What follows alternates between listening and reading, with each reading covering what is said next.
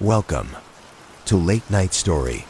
When the world goes silent and shadows stretch longer, some stories awaken, whispered only to those still awake.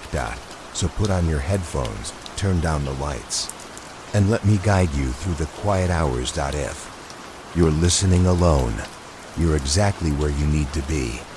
If everyone can leave a comment to let me know where you are listening from in the world, don't forget to subscribe before you drift too far into the dark.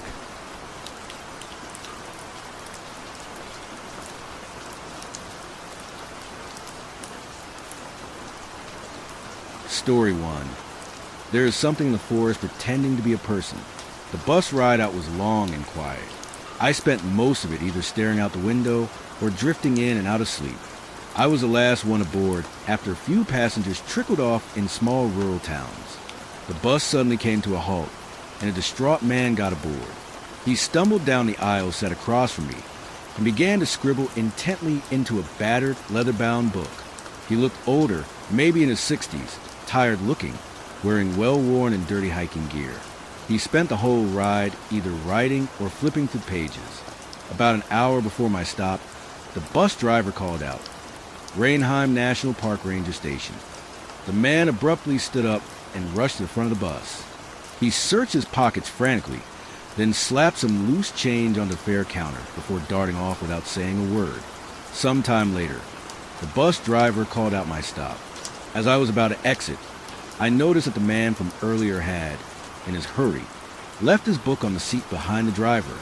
I figured I'd keep it safe. If I saw him again on the trail, I could return it, or I could hand it over to rangers on my way back home. The trail was empty except for the occasional deer or rabbit darting between the trees. I spent hours listening to the crunch under my boots, bird calls, and the rustle of leaves and pine needles. As the sun crept closer to the horizon, I figured it was time to set my camp for the night. I found a suitable spot next to a small stream and began unpacking my backpack. I set up my tent, gathered some firewood, and boiled water from the stream to rehydrate a freeze-dried meal. The sun dipped below the horizon, and the temperature began to sink. I tucked myself into my sleeping bag, but I couldn't shake the urge I'd been trying to ignore all evening. I glanced over at the book, sitting half buried in the open lid of my pack. I reached for it and flipped to the first few pages. The handwriting was compact, but neat. It started off like any trail journal. Short entries about trail conditions, notes on weather, and a few sketches of flowers. One entry even described a fox encounter in surprisingly poetic detail. I had just turned to another page when I heard a voice call out, "Hello? Anyone there?" I slowly unzipped the tent and poked my head out. In the dim glow of the dying embers, I could just make out the outline of a man standing a few meters away. "Sorry to bother you. I noticed your fire." The man said, "Would you mind if I pitch my tent here? It's getting late, and I'd rather not stumble around looking for another spot in the dark." Out here, hospitality felt less like a choice and more like an unspoken rule. "Sure, plenty of space," I answered hesitantly. He crouched and began to stir the fire with a practiced hand. With a few quick motions, he coaxed the embers back into a flame. The fire flared brighter than it had all evening, crackling and alive again, pushing back the shadows and fully illuminating his face. He looked to be in his 50s, nearly bald with small patches of hair clinging to his scalp, dark rings around his eyes, and an unshaven jaw. His clothes were covered in dried mud. He smiled faintly. "Hope you don't mind," he said, glancing up at me. He lowered himself onto a rock across from me and warmed his hands over the fire. "My name's Eric," he said after a moment. "You been out here long?" "I'm John. First day out here." "You? Long enough," he replied with a chuckle. "Well, I don't want to keep you up all night." I crawled back into my sleeping bag as he pitched his tent next to mine.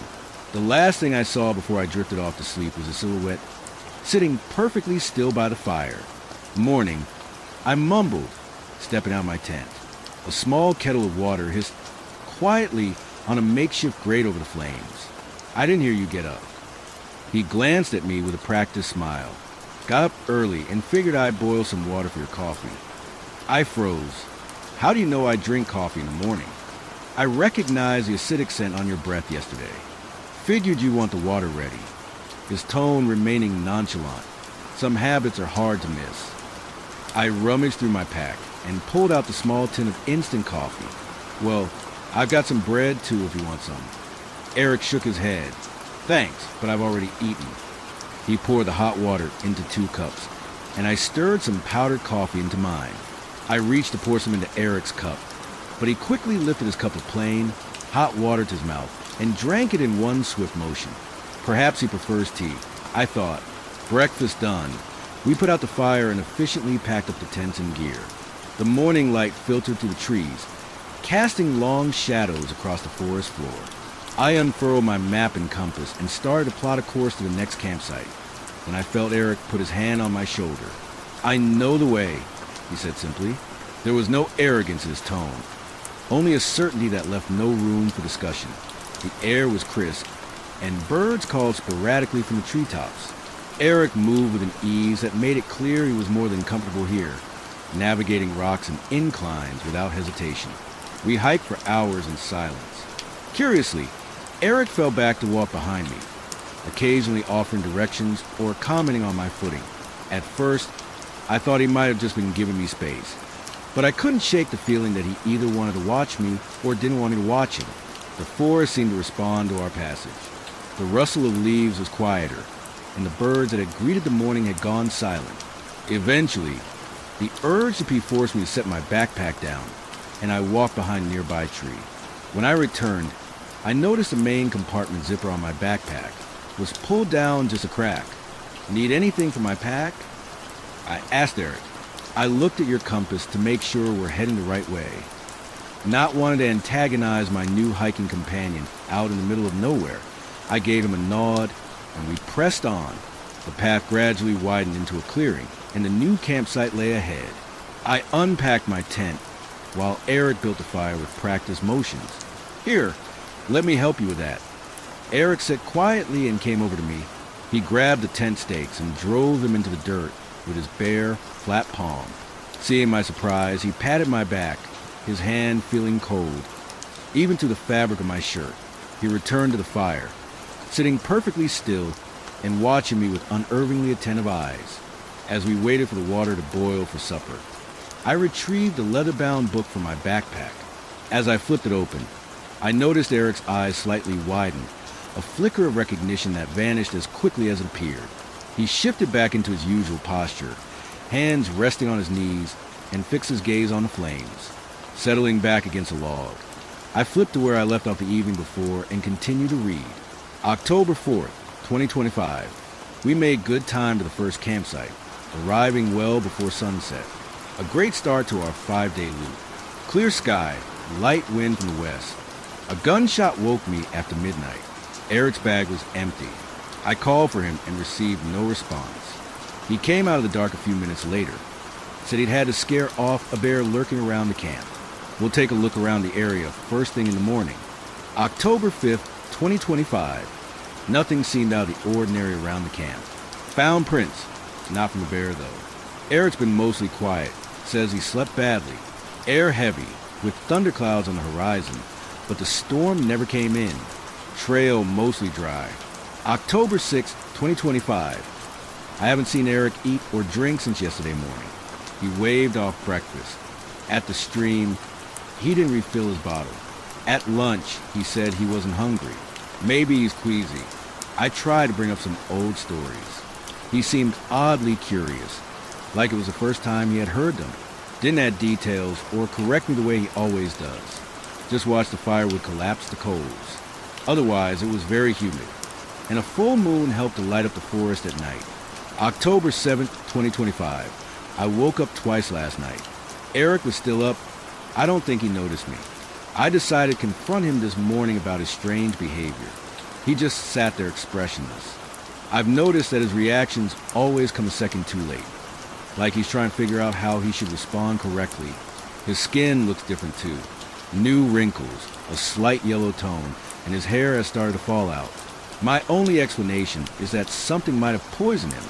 October 8th, 2025. It doesn't eat, doesn't sleep, doesn't blink. There is no soul behind its eyes. It just sits by the fire and watches. I cut a hole in the back of my tent. Tonight, I'm leaving. I looked up in the journal and met Eric's eyes across the fire. For a moment, neither of us moved. Then, without breaking eye contact, he said calmly, "The water is ready." My hand shook as I fumbled with a pack of dried chicken and poured in the hot water. The plastic crinkled loudly in the silence. Eric shifted slightly, the firelight flickering across his face.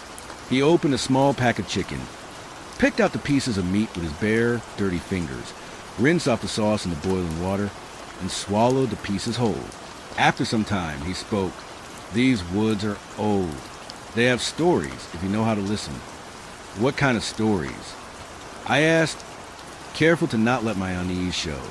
"Well, there's one about a creature that's been here longer than any map or trail. Most people think it's just a local legend, but I've seen signs that suggest otherwise." He leaned forward, and for a moment, his face held what might have been a look of sorrow. "They say a long time ago, there was a man who lived not far from here. A hunter, clever and strong, but with a hunger in him that no food could satisfy. He began to hunt not deer, not rabbit, but people, travelers, wanderers, anyone foolish enough to stray too far into the woods. He ate their flesh, wore their skins, and thought himself above the laws of man. For his crimes, God, or maybe something older, cursed him to walk the forest forever, never resting, never belonging. To torment him further, they say, he was given a gift. He could take the shape of any man or woman, and wear any face he desired. He could study them, live beside them, almost fool himself into believing he was human again. Almost. Eric stirred the fire with a stick. No matter how much he learned, how to laugh, how to cry, or how to tell stories, something always betrayed him. His reflection came back wrong. His eyes were void of a soul. And when people noticed, when they looked too closely, well, he had to feed. He paused, letting the silence fill the clearing. They say he still walks these woods, listening, learning, hoping that someone will mistake him for a human. "Yeah, spooky story," I muttered, no longer able to meet his eyes. My mind raced. Should I make a move, bolt into the forest and risk being caught in the dark, or stay and act like nothing had changed? Every instinct screamed to run, yet my body was frozen in place like a statue. I studied the features of my companion, and with every glance, my stomach twisted tighter. His skin was pale and patchy, loose in some places and stretched too tightly over bone in others, yellowed with hints of purple bruising around his neck. It looked as though it had begun the early stages of decomposition. Even his breathing seemed off, shallow and deliberate, as though he were carefully measuring the amount of air in each inhale. And yet, I had been blind to the truth, staring me in the face. I curled my hands into fists to keep the shaking from showing, forced myself to breathe evenly and to keep my expression neutral. My mind raced to find the right words, a way to break the tension. I rubbed at my eyes, feigning a tired yawn, and muttered something about turning in early, hoping that my voice didn't reveal the dread that had solidified inside me. Just as my mind had started to pick apart the inconsistencies of his disguise, I couldn't help but wonder if he could do the same to me. I slipped into my tent and pulled the zipper closed with slow, careful hands. My fingers shook as I unfolded the map, the paper crackling far too loudly. I traced the lines with finger, estimating the nearest road at just over 40 kilometers away. The problem was, I couldn't even be sure of our location, having followed Eric's lead the entire day. It was also a day's trek in daylight, let alone in the middle of the night, but it was the only chance I had. Essentials only. Flashlight, compass, map, knife, water bottle, protein bars, matches, and a journal. I stuffed them all into a small drawstring sack that usually held my sleeping bag, impelled by the journal entries. I carefully drew the knife from its sheath. I gripped the knife with both hands to steady it and pressed the steel into the tent's nylon until it parted with a faint hiss. I eased myself through the slit, every rustle of the fabric thunderous to my ears, and slipped into the darkness just beyond the firelight. The forest stretched on without end. The only sounds were my rasped breath and the thud of my heartbeat. Beneath it, faint at first, there was something else, a low murmur at the edge of hearing, like someone whispering in the distance. As I ran closer, The sound grew into the unmistakable rush of water. The river was wider than I'd hoped. The moonlight glinted across the surface, silver streaks breaking into shards where the current churned. I hesitated at the riverbank, weighing whether to wade through the freezing water or search for a way around, when a sudden crash echoed from the direction I had come. Twigs snapping, branches splintering. Something was moving fast and coming straight towards me. I ripped the sack from my shoulders and hurled it across the water. It landed with a thud on the gravel on the far shore. I stepped into the water. The cold was immediate and brutal, stabbing like needles up my legs. The current nearly swept me off my feet. It wrenched a boot loose from my left foot and dragged it downstream. I waded toward a massive tangle of driftwood caught against some rocks. My body pressed against the slick wood as I slowly submerged myself until only my eyes broke the surface. I forced myself to stay still, every muscle locked. It crawled from the trees on all fours, its limbs bending in impossible directions, moving with an unnatural elasticity. Its spine arched grotesquely, inverted like a demonic contortionist. Eric's head was twisted around on his own neck with eyes staring forward. It waded into the water, coming straight toward my hiding spot, each step deliberate, like a predator closing in on its prey. It stopped and jerked upright, like a dog catching a scent. It sniffed the air and slowly tilted its head downstream. In a sudden blur of motion, it bolted in that direction, thrashing through the water with a speed that defied anything human. I dragged myself in the freezing water and stumbled onto the shore. I collapsed for a moment on the gravel, heaving for air. I slowly managed to stand up, hoisted the sack over my shoulder, and staggered into the trees. My left foot, now only protected by a wet wool sock, hurt with every misstep. Jolts of pain shot up my leg as I stepped on a sharp rock or a pointy twig. I leaned against a tree and slid down until my back rested firmly against the bark. I needed warmth and dry clothing, but a campfire would likely act as a beacon to my location. Hands shivering, I fumbled for my bag and pulled out the leather-bound book.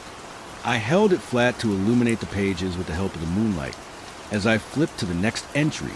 October 9th, 2025. Humans evolved to be expert pattern recognizers. Our brains expend valuable energy analyzing faces in real time, mouth curvature, the cadence of a blink, the subtle shift of a pupil. Most people don't notice. It's unconscious. But when a detail doesn't fit the expected pattern, something ancient and deep inside us rebels. It's an instinct honed over thousands of years, designed to protect us from the unnatural. If someone is reading this, don't make the same mistake I did. It has spent centuries perfecting its disguise, because it craves the one thing it can never truly be, a human. Don't break the illusion. Not for a second. Not even in your thoughts. I pushed myself off the tree, every joint stiff, and started walking. I forced my steps to be silent and careful. I waded back across the river. My destination was just a short distance away, on the riverbank. I found a trail of broken branches and followed them until I saw a faint glow flickering between the trees ahead. The campsite looked unchanged. The familiar silhouettes of the tents stood exactly where we had pitched them, but there was no sign of Eric. I stripped off my soaked clothes, hung them over a branch, and dug out a dry set from my bag. I sat down next to the campfire and stretched out my hands to feel the warmth. A shift in the air prickled the back of my neck, and I heard the clicking sounds of joints snapping back into place, one by one. I have something I've wanted to tell you. I found this book on the bus. My thumb traced the worn spine as I spoke. I think you know who it belongs to. Perhaps you could return it to its owner for me. Eric stepped out of the darkness. His neck was bruised, and the stretched remnants of his face, pulled too many ways, sagged down, partially covering his eyes and mouth. He looked at me from across the flames, then sat down on the other side. He took the book from me and placed it on the ground next to him dismissively. He then stretched out his other hand, holding something. Found your shoe. I stared down at the dirty sock, protecting my foot for a moment, then forced myself to look up to meet his eyes. Thanks. I managed. Must have slipped off your foot, Eric said casually. I was unlucky. Unlucky? Eric repeated, tasting the word in his mouth. No, you are lucky. Lucky I found it. How would we finish our hike if we couldn't walk properly? Every movement now felt like a performance under scrutiny. Every blink and every word I spoke had to seem natural. Too fast, too slow, too rehearsed, and the fragile illusion I had mended for him would shatter. You should get some sleep. The last leg will be most difficult, Eric stated matter-of-factly, grateful for the sudden exit. I gave him a small nod and slipped into my tent, but sleep wouldn't come. I lay awake for hours listening intently and waiting for something to happen. Morning soon arrived, and I emerged from the tent to find Eric exactly where I had left him, though something was different. The item that had kept me alive was gone. As we packed up the tents for the last time, I spotted the now blackened and gray remnants of leather and paper in the fire pit. The trail was uneven and littered with slippery rocks, wet from overnight dew. Concentrating on each careful step gave me a brief mental reprieve from the predator I could feel stalking just a few paces behind me. As I stepped out of the tree line and onto the road, the footsteps behind me abruptly disappeared. I turned and looked back into the dark woods I had spent the weekend trapped in. The only traces of him were quadrupedal prints pressed into the dirt beside my own boot prints. My mind replayed every moment of the last few days like a nightmare I couldn't shake as I waited for my ride home. The bus rumbled as it pulled away from the stop. I leaned back in my seat, the window cool against my temple, and let out a slow breath. After a while, I slipped a hand into my jacket pocket and felt something dry and brittle. Charred scraps of paper rested in my hand. The edges were blackened and fragile, but the writing was still legible. I took out my phone and opened a blank note. I'm doing my best to recount everything that has happened while the memories are still vivid and fresh in my mind.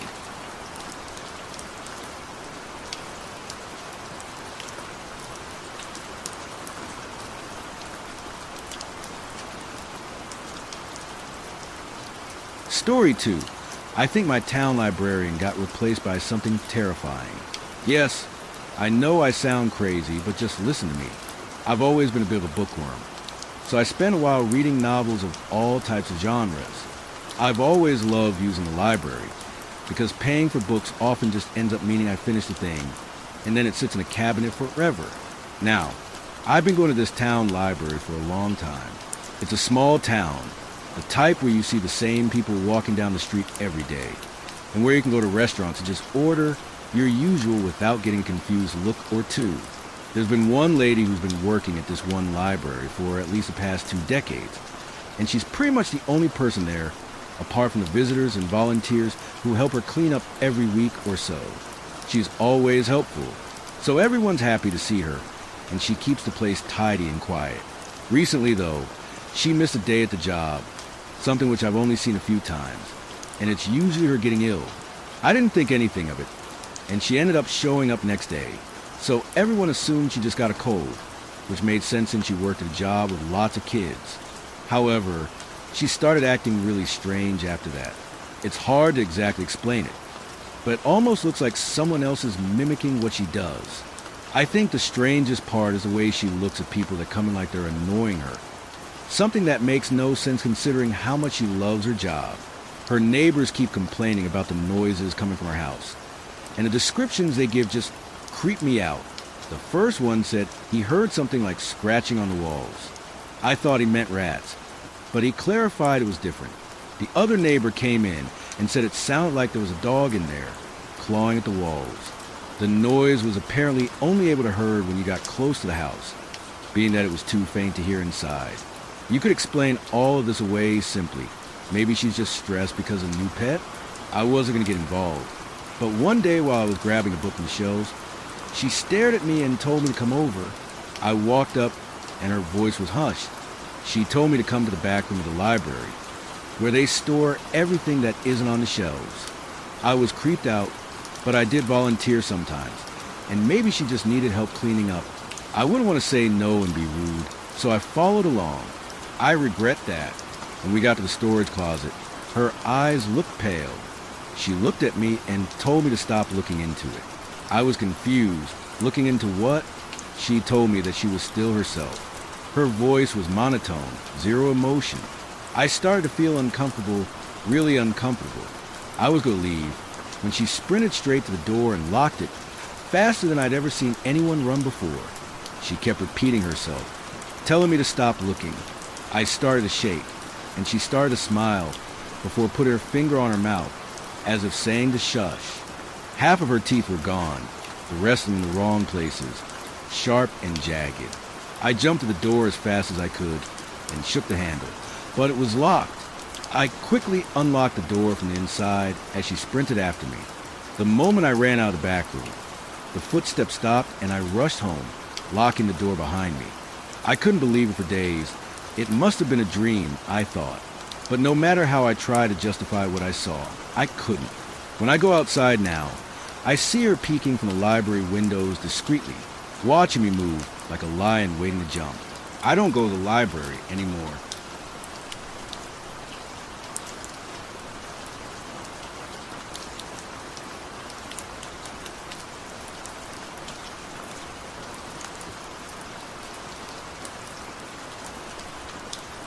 Story 3. I can't bring myself to shoot the deer in my yard. My dad died in a hunting accident when I was 7. It took them a while to find his body. He told me and my mom that he was going out, but he never said where. For a long time, I thought he meant to surprise us with a deer. Now I realize he just wanted some time to himself. "Hey, buddy, come here," he had said in his deep voice, stooping down with a grunt. Mom was mad at him, and he was standing in the doorway about to leave. But he remembered me. I walked up to him hesitantly. Mom was throwing me glances, and I wasn't sure whether it was okay. "I'll be back, okay? Sooner or later, I'll be back," he said. He ruffled my hair. I raised my arms up for a hug, and he obliged. His rifle strap slid off his shoulder. He was sweaty and warm. "Love you, buddy," he whispered in my ear. That's the last time I saw him as I knew him. My dad shot a deer that night. They never found it. The series of events, as explained by the investigators, was that my dad got to stand around 11. He didn't have any luck. So after an hour or so, he went out walking with a few beers in his pack. Along the way, he got lucky. He stumbled across a massive buck. He fired a shot and hit it. The buck ran a ways and fell, bleeding but alive. My dad was drunk and excited. He tracked the deer down. When he found it, he bent down to inspect it and forgot his rifle safety. The gun fired and struck my dad in the head. He died instantly. Afterwards, indifferent to it all, the buck lay there panting, regained its strength and fled.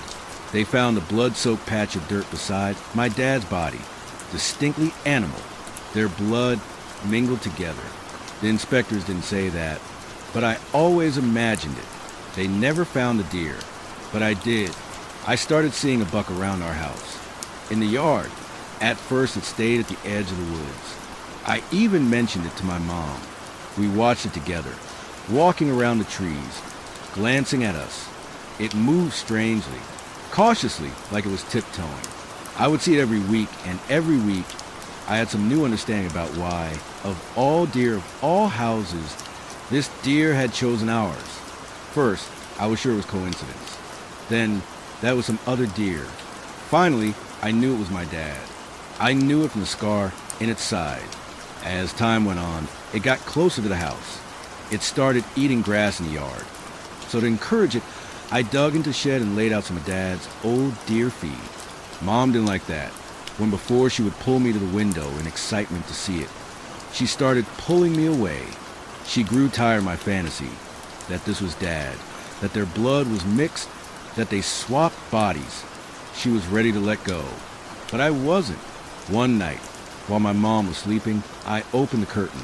The deer was eating in the yard. I tapped on the glass. It eyed me cautiously.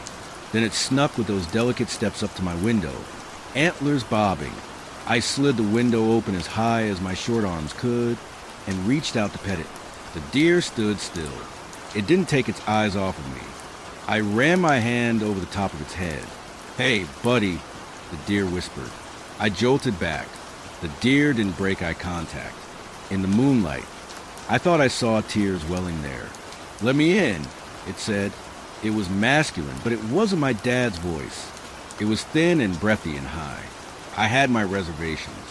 But all that time I had spent staring in awe at the deer, I was thinking about my dad. All that time. In my mind, I couldn't accept it was really him. But in my heart, the blood mingling. So I did it. I walked around the front door and opened it. The deer was already there, waiting. It stepped past me in its gentle sneaking way. Should I get Mom? I whispered. No, no, it said. Let her sleep. It sniffed around the house like it hadn't been there in a long time. The deer's hooves were quiet on the carpet. It didn't seem to remember its way. It walked halfway into the bathroom and backed out like it hadn't meant to go there. Finally, the deer looked at me. Take me to your room, buddy, it said. I did. I walked to my room, and it followed me. It looked around like it was afraid of being caught. So was I. It felt like we were doing something wrong.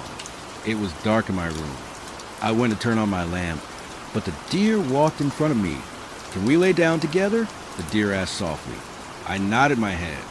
I crawled into bed and pulled the covers back for the deer to lay down beside me.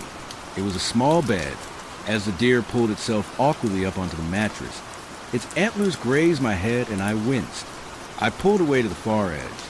Finally, it settled on its haunches, and I pulled the covers over us. Its flank was against me. It was freezing cold. My dad had never been this cold. The deer raised a hoof and laid it over my chest. Its breath blew in my face. Thank you, buddy, it said tearfully. Thank you for letting me into your home. You're welcome, I said, looking up at the shadow of its massive head staring back at me. I've missed you, it whispered. Then it brought its cold mouth to my cheek and licked me. I pulled away in disgust. Its tongue was slimy and it stunk. Oh, I'm sorry, buddy, it said tearfully. I'm so sorry. What's my name? I asked suddenly. My body was stiff. I couldn't move for the weight of the deer's hoof holding me down. It side-eyed me. It didn't answer for a long time. I'm sorry, buddy. I don't remember. Thank you for letting me in. Thank you. I stared up at the ceiling. I didn't know what to do. The deer licked my cheek again. I screamed as loud as I could. The deer jumped. It raised the hoof from my chest and tried covering it over my mouth. It clattered against my teeth and split my lip, leaving red marks and streaks of dirt on my chin. I kept screaming. I managed to scoot away and tumbled down to the ground. I heard my mom calling out to me, rushing down the hall. The deer rose from the bed and towered over me. I looked up fearfully and met its eyes. Love you, buddy, it said. Then, in an explosion of glass, it leapt through my bedroom window. I had to get stitches in my lip. I was never angry at the deer.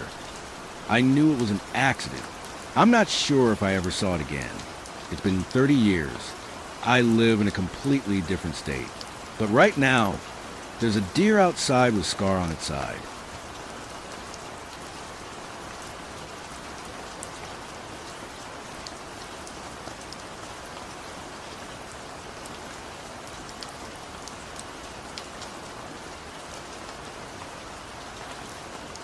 Story 4. My neighbors keep telling me I wasn't supposed to move here. I really need to write all this down while I still can, while I'm still sure of what I've seen. Hopefully someone can help me or knows what I should do.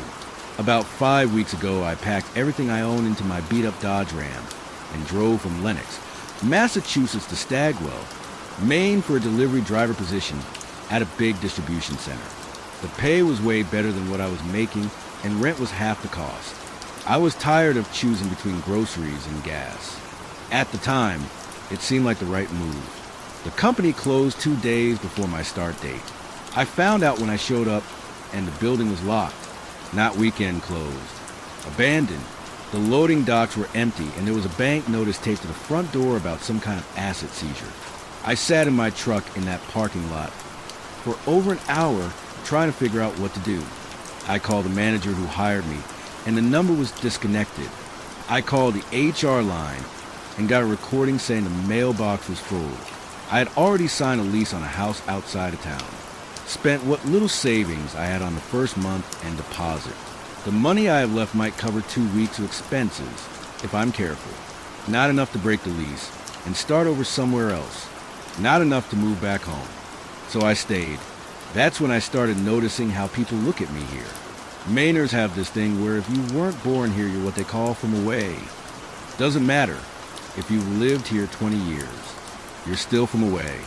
I expected some cold shoulders and slow service, New England Reserve and all that, but this is different. They stare, not the normal curious glances you get in a small town when a stranger shows up. These are long, deliberate stares that don't break when you notice. The woman at the grocery store watched me walk down every aisle. Didn't even pretend to be doing anything else. Just stood there by the registers with her arms crossed and followed me with her eyes. The old man who walks his dog goes past my house 4 or 5 times a day. Each time he stops at the end of my driveway and stares at the house for a long time before he moves on. Yesterday, I went to the only diner in town for lunch.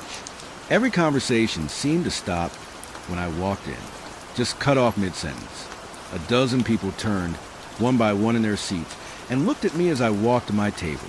The waitress took my order without writing anything down and never once looked away from my face.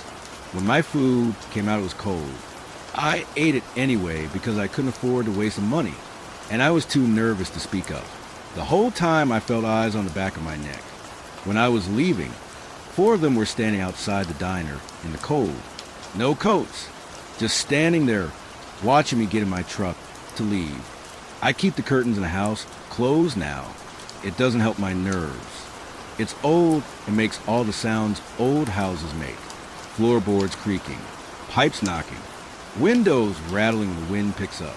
I tell myself they're normal sounds, but they don't feel normal when you lie awake at night, counting how many times the same pickup truck has driven past in the last hour. I've never met my landlord, by the way. Everything was done through email. I dropped the check in the mailbox on the front door like he asked. Never got a response. Never got a receipt. The check cleared though, so I guess that's something. I tried making conversation at the post office 2 days ago. Asked the clerk if there were any places hiring, any restaurants or shops that needed help. She stared at me for a long time before answering. You should stay close to home, especially with the festival coming. What festival? I asked. She didn't blink. The Winter Festival, town tradition. When is it? December 28th. She handed me my mail even though I hadn't given her my name or address. Sorry, but it's not for people from away. I wanted to ask more, but she turned her back and walked into some back room, left me standing there at the counter. That was 2 days ago, and now I'm seeing signs for it everywhere. Handwritten posters stapled to telephone poles. Notices taped in shop windows. Winter Festival December 28 residents only, in marker on white paper. Some of them have drawings on them.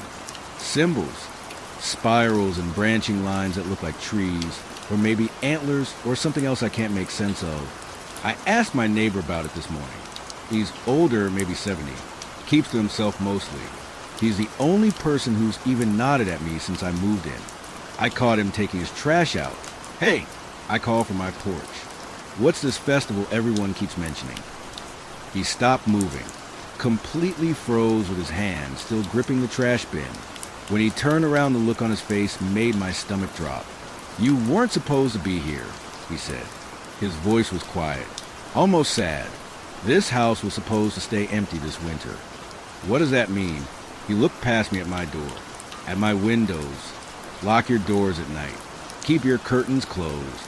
And on the 28th, no matter what you hear or what you see, you stay inside. You understand? You stay inside and you don't look. He went back in his house before I could ask anything else. That was 6 hours ago. It's getting dark now.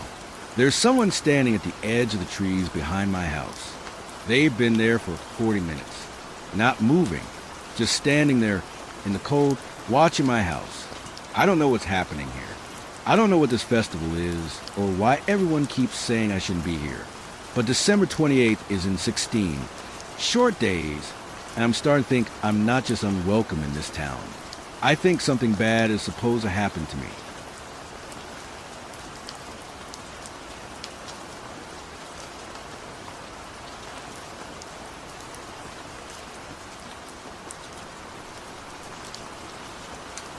Story 5, The Drive Home. Hi, My name is Gregory, and this is my story. I barely escaped, and if anything similar ever happens to you, proceed with extreme caution. I woke up from my nap, awakened by a small bump in the road. We were going back home from a soccer game. I was on the high school varsity team, and I even got a few minutes in. This was a big game, and we had just barely won with a penalty kick after they fouled us. I lived in Arizona, where the dirt is brown and the sun is bleak. There are no beautiful greens or blues, especially out where I am. Only ugly browns and yellows. How far are we? I asked anyone who was awake, feeling the fatigue weighing heavily on me. So from the few minutes I was in, few hours out. Ethan, my closest friend on the team, replied, his voice soft and weary. I sighed, closing my eyes. A sudden bump jolted me upwards. The shock shook me, fully awake now. I looked at my phone and saw the time, 1:16 a.m. It was way too late. The length of the drive almost deserved a night at a hotel. Almost. The ride was silent. It was also bumpy, strangely bumpy, I noticed, and rough. I mean, rougher than normal. Not like a bumpy road. More like, I looked out. We were in the middle of nowhere. It was your average nowhere here in the Grand Canyon state. Ugly creosote trees, nasty, and their leaves just felt wrong. The road wasn't even asphalt, it was dirt. I don't think we ever drove on dirt to the game, and why would we? I looked ahead and tried to see the coaches in front. It was hard to see through the seats and other players. Everyone was scattered about on the floor, between chairs, backwards, underneath, and other ways. I was able to see the bus driver. He looked straight ahead, unmoving. I wanted to ask why we were off the regular road, but would have to yell to do so, and I didn't want to wake anyone up. So I played games on my phone until I couldn't take it anymore. I walked in front of the bus and asked the driver where we were going. He did not reply. He only kept staring forward, which kind of scared me. Hey, where are we? I asked. Still no response. This ain't funny. I waved my hand in front of his face, and nothing still. Right as turned and started to walk away, he said, "Smell it? It's beautiful and strange." I stopped and turned back at him. He said, "It's amazing. I want it, whatever it is." My mouth went dry, and I felt goosebumps climb up my arms and up my back. Something about this just felt wrong. "We're almost there. Can't you smell it?" He said, emotionless. I think this is it," he said right before he floored the brakes, throwing everyone forward. I got thrown the furthest and landed up on the dashboard and then rolled off.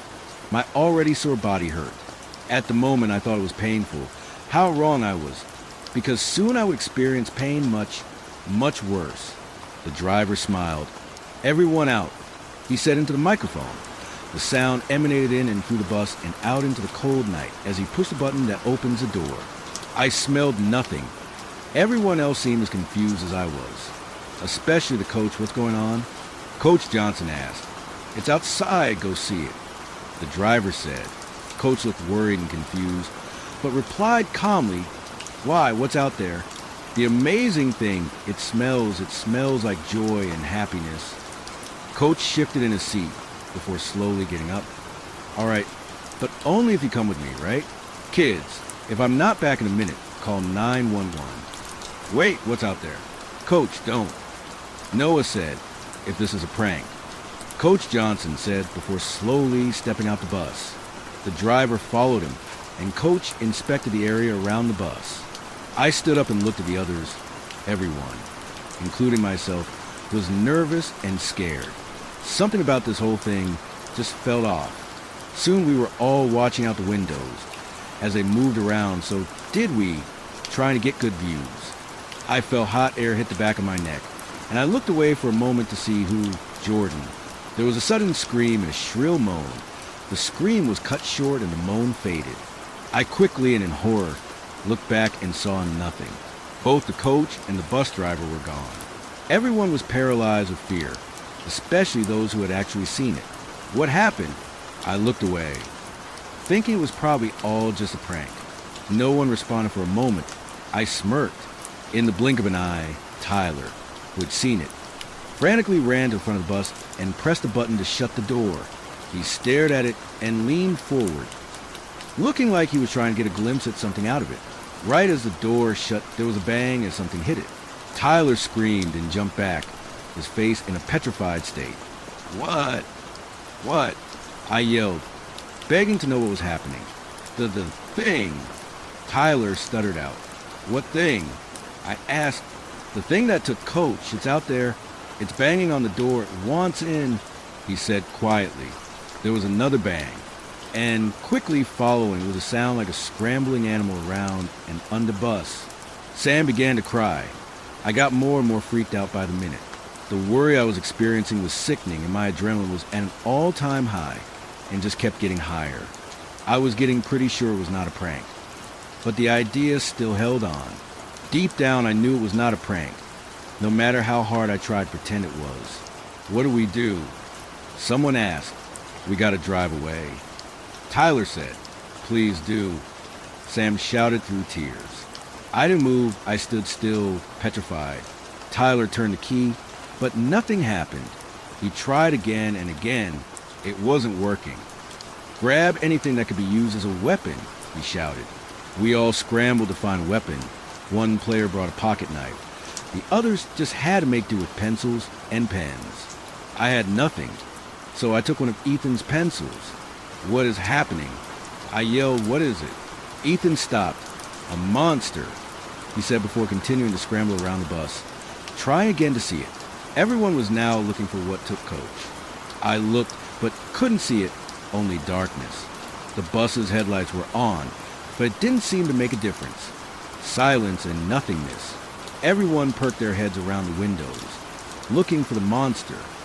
I was still confused. Could they mean by monster?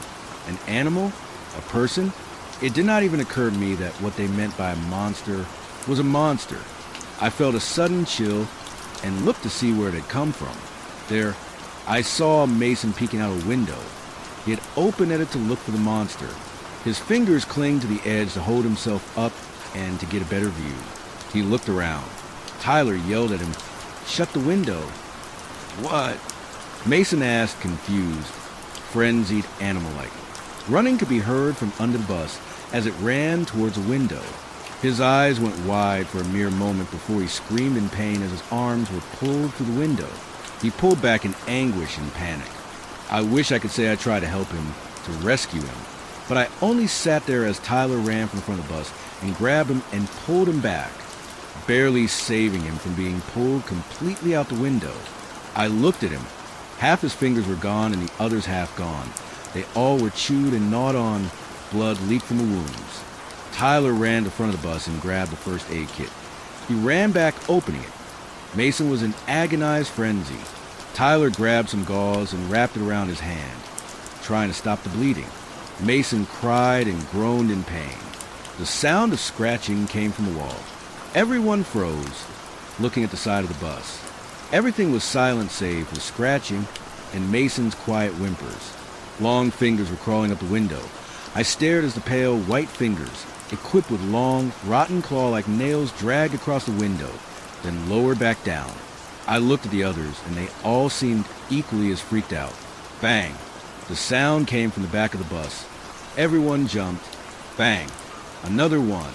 Everyone started to move away, and the banging stopped. The beast was looking for another way in. I think it can't get in, as long as we stay away from the windows. Tyler was still helping Mason, who quietly cried, terrified by his mangled hands. But we're trapped. How can we escape? Dylan asked.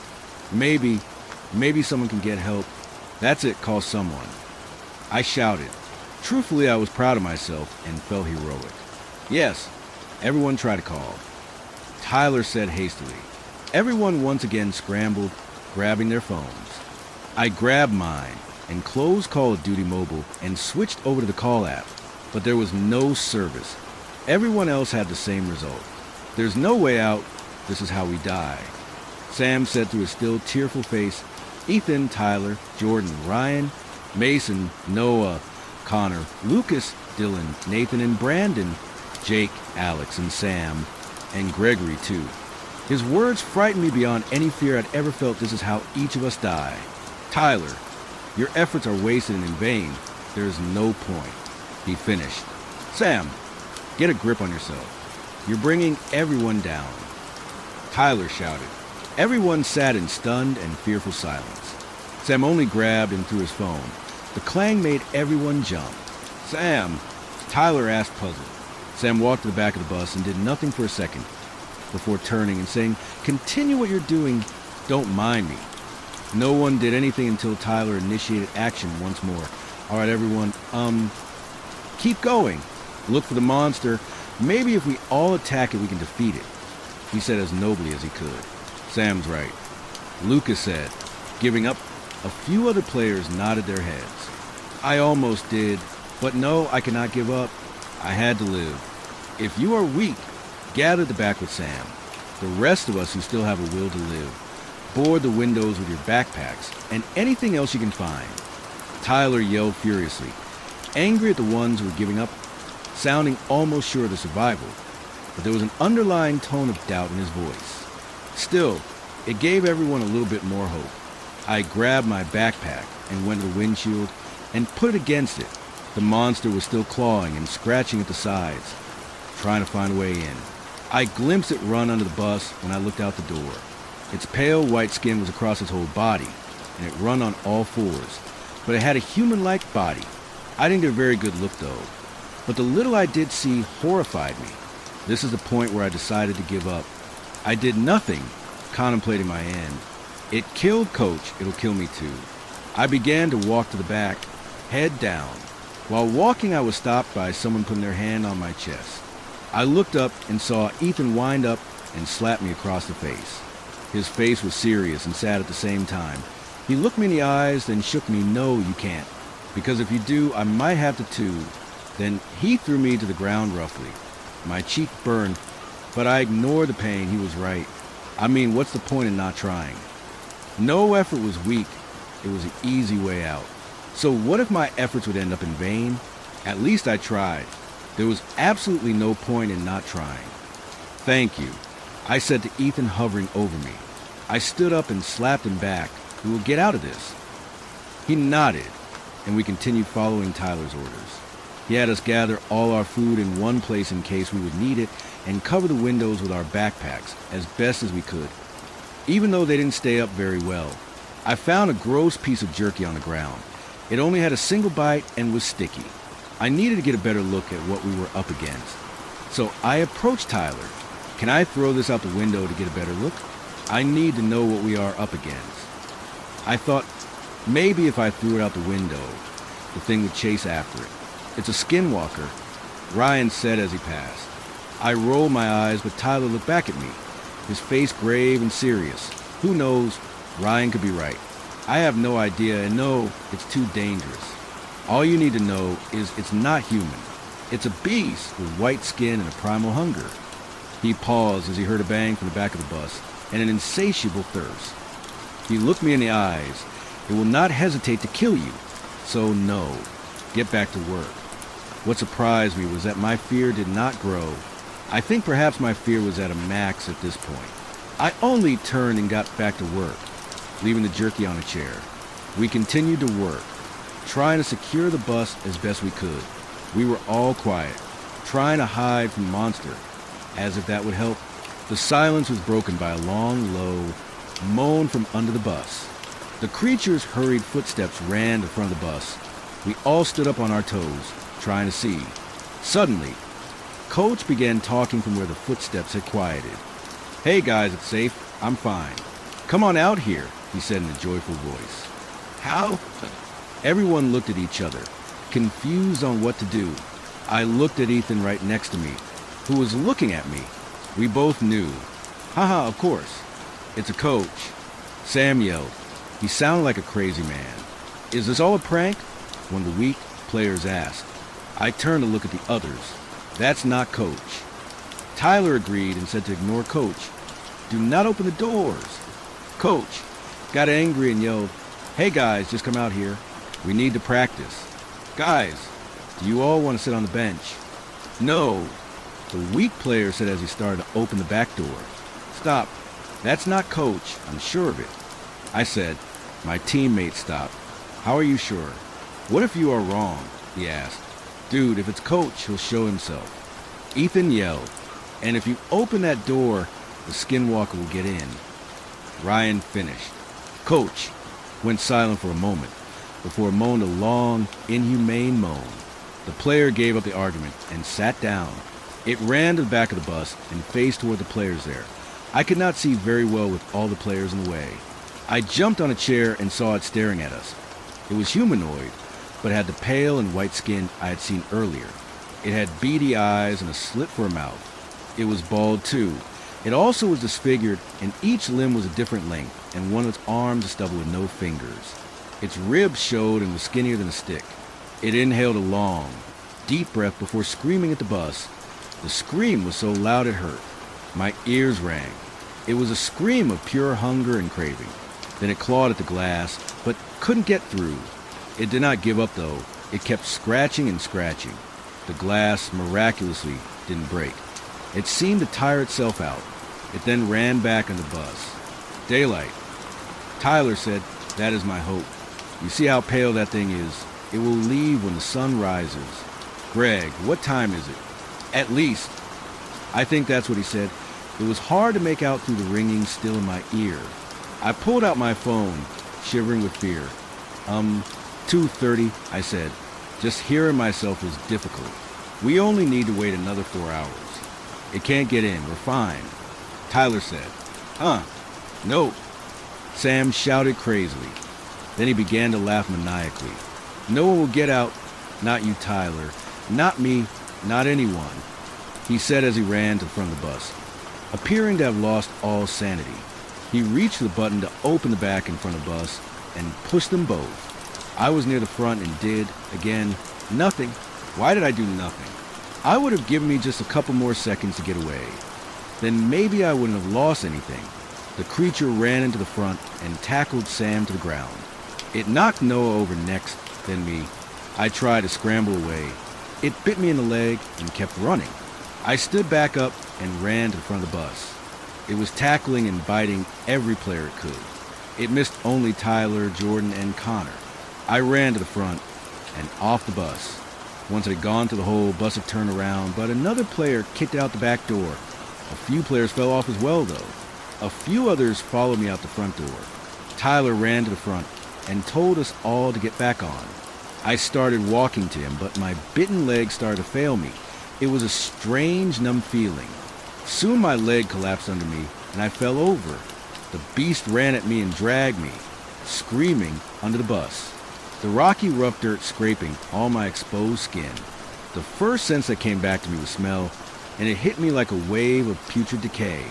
It was a stench so vile, so overpowering, that it seemed to seep into every fiber of my being.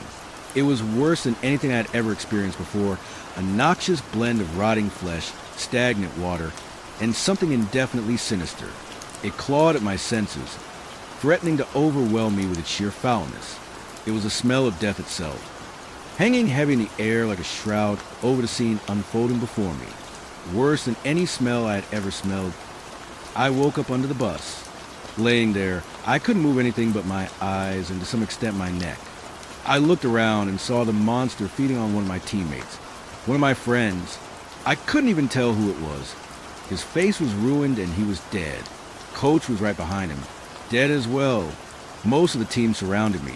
Most were asleep. But Ethan, in front of me, was awake and staring right back at me. I tried but failed to swallow. I heard noises from above. It was muffled, but it sounded like talking, mostly Tyler. They were okay, I think. I turned back and looked at Ethan. We had to find a way out. He stared at my lower body. I looked down confused. What I saw, I still dream about. This moment shattered the last bit of my cool, and I can never forget it. My left leg was detached from my body. The creature had torn off my leg. The leg. My leg was nearby and torn, ruined, and bloody. The sight of my own limb, separated from me yet grotesquely present before me, filled me with a visceral dread, a sensation I struggle to comprehend even now. It was a moment of profound horror, one that haunts me still. I dream about it every night to this day. I try to move as hard as I could, really, really hard. I barely lifted my pointer finger, then it fall back into its limp state. It was such a small, unnoticeable effort. Resistance was futile, and I figured I would probably die. I began brainstorming ways out. It was hard with my brain so clouded with my fear and the disgusting sight in front of me. But I managed to come up with one thing. Hope. Hope, despite the terrible circumstances. Even though my death seemed set in stone, I had hope. I tried again to move. My finger lifted again. It wanted to go limp, but I refused. I waged a silent battle against my own body, willing to obey my commands despite the relentless onslaught of fatigue and pain. I pushed through with every ounce of strength I could muster, refusing to yield to the oppressive weight that threatened to destroy my hope. Soon I could move my entire hand. Somehow it got easier and easier, and the limpness waned more and more by the moment, giving way to a gradual thawing to stiffness that had once gripped my limbs like ice. There was a shout from up above. The creature perked up a moment, then ran off. This was my chance. It was now or never. With every ounce of strength, I fought to lift myself. Sweat soaked my brow, mingling with the Arizonan dust beneath me as I strained. After just a half minute of trying or so, somehow, I got enough movement out of my body to roll out from under the bus.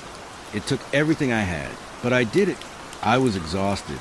I rolled out on the side with the door and gasping for breath. I glimpsed Tyler's concerned face through the window before darkness claimed me once more. I woke up back on the bus. My leg was bandaged and movement, while still hard, was relatively easier. The joy and gratefulness I felt in that moment could not be compared to even the size of Mount Everest.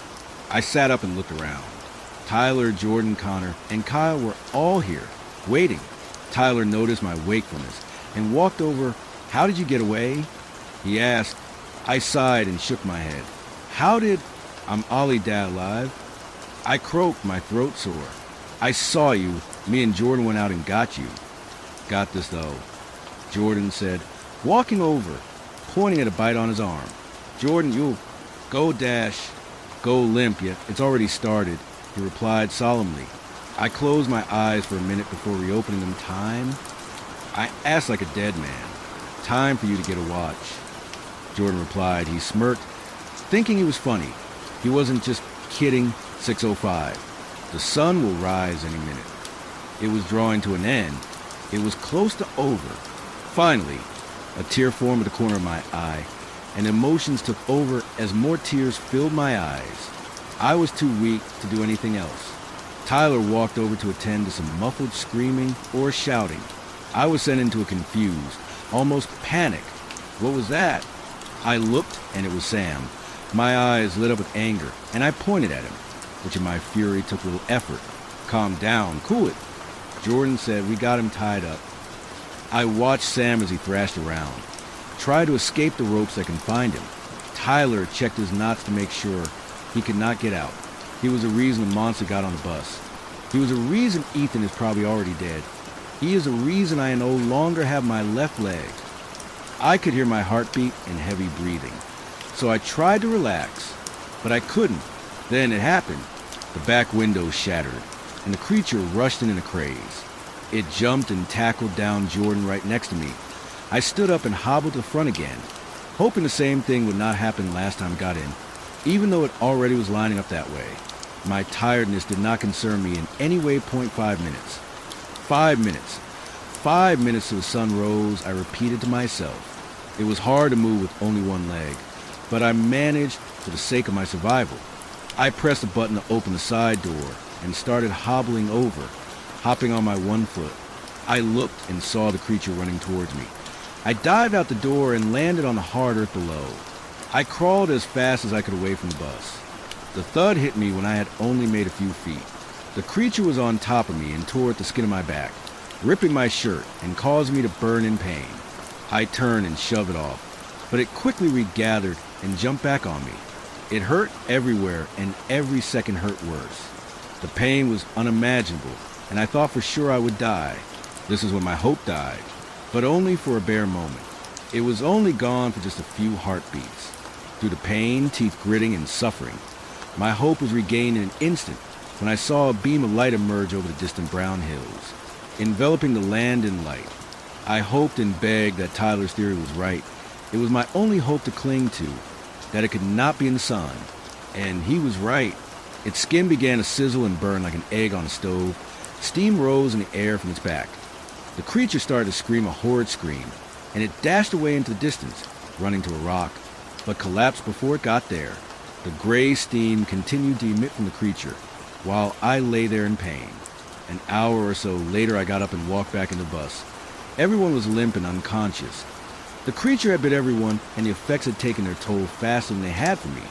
Perhaps the creature's venom or whatever numbed us got faster the more desperate the creature was. I guess I'll never know, I thought to myself. But that was wrong.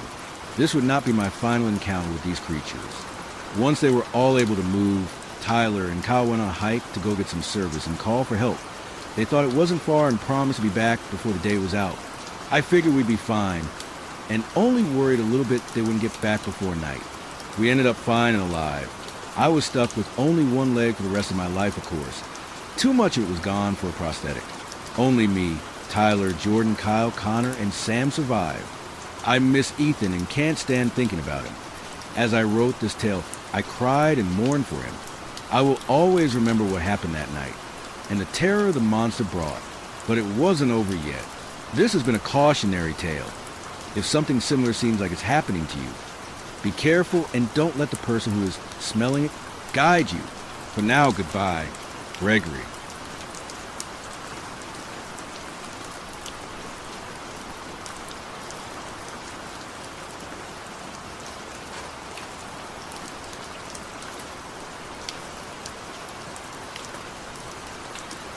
Story 6.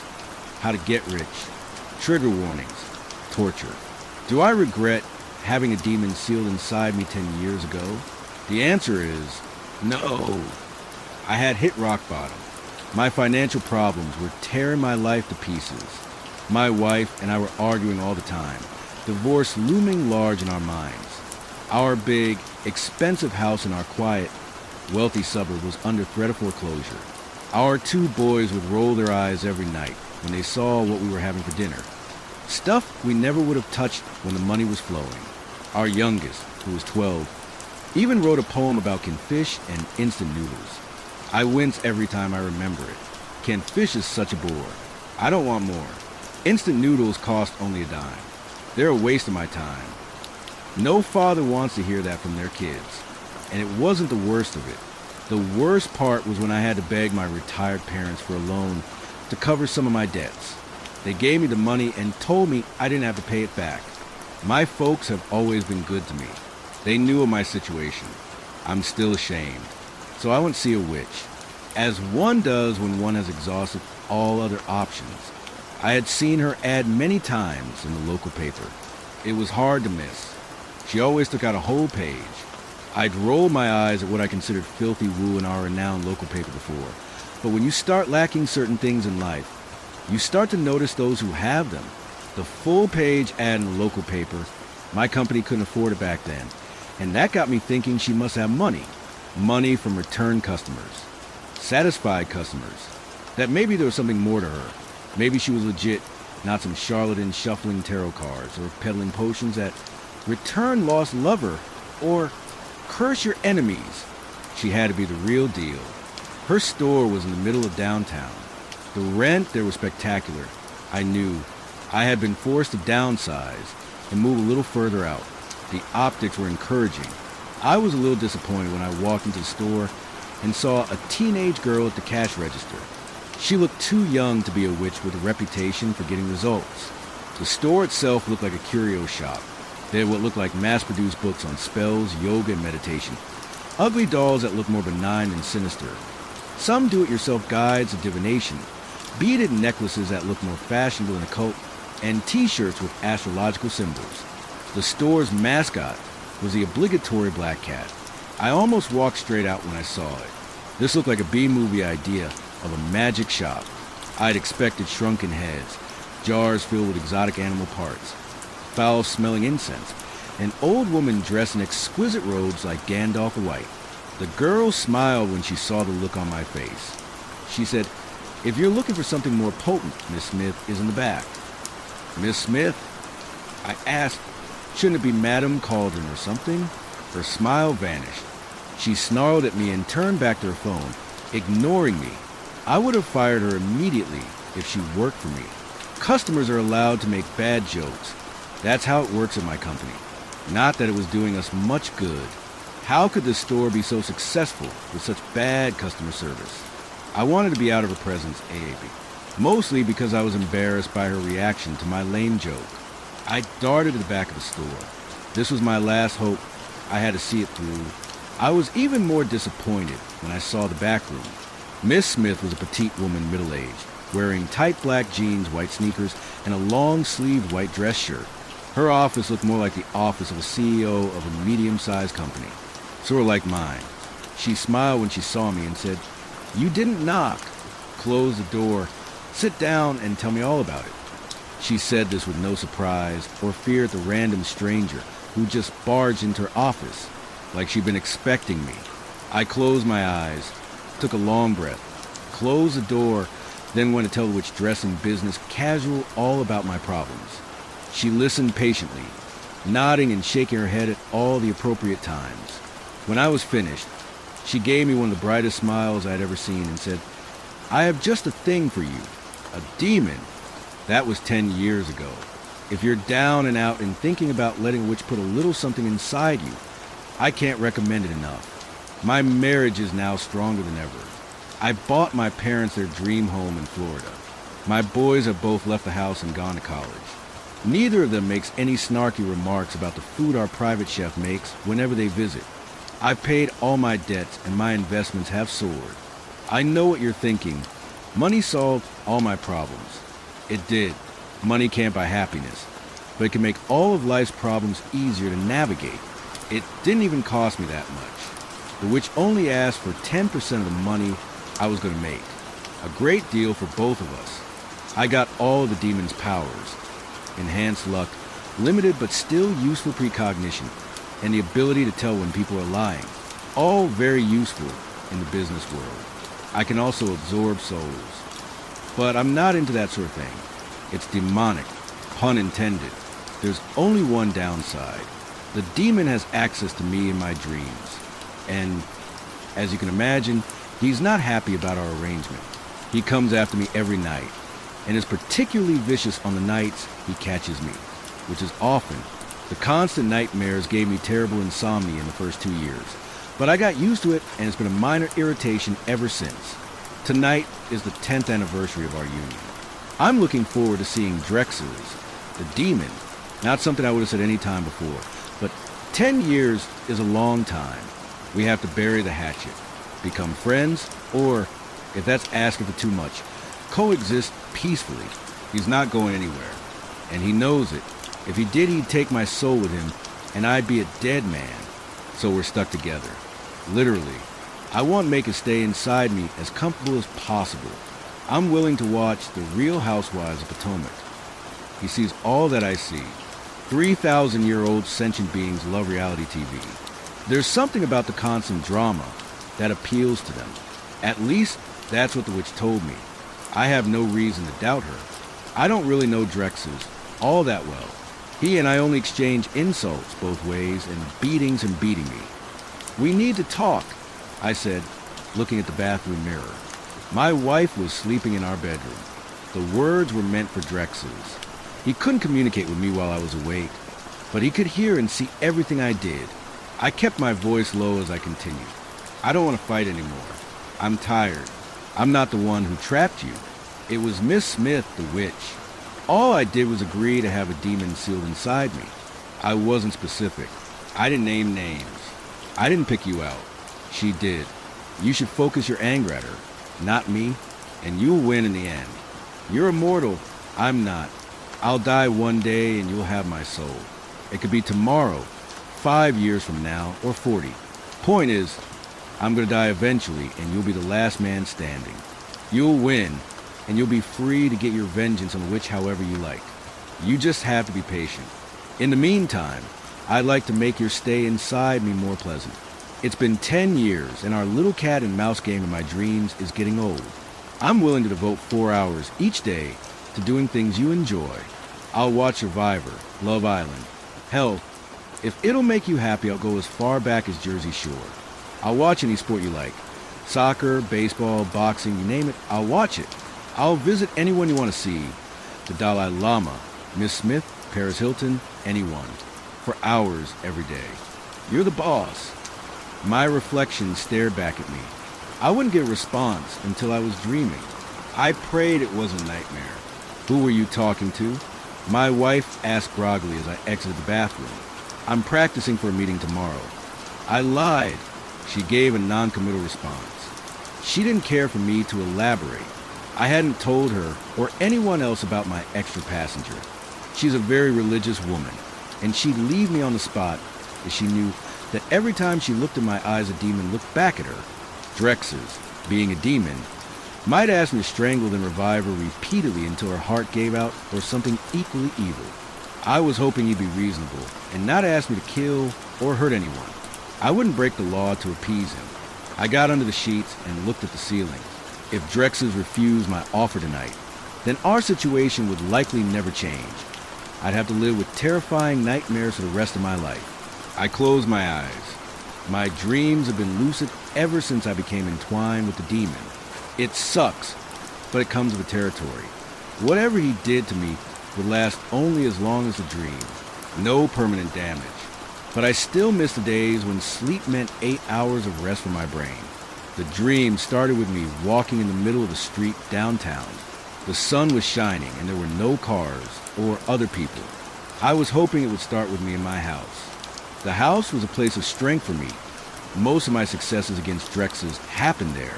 It was easy to delay and defend against him in the house.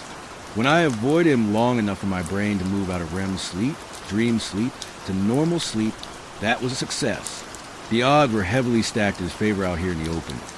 Like a house cat fighting a lion, not a fair fight. He appeared 100 yards ahead of me, intentionally in the direction I would have wanted to flee to get to my house. He looked like one of the extras from 300. Miss Smith had told me he'd lived somewhere in Anatolia 3,000 years ago. His hair was long and dark, and he had a short beard. He was tall and muscular and always shirtless, showing off his imposing physique. This was my dream, but he was stronger than me here. He had greater control of the dreamscape. I had no doubt he could kick my butt in the real world as well. What did you think of my offer? I shouted at him.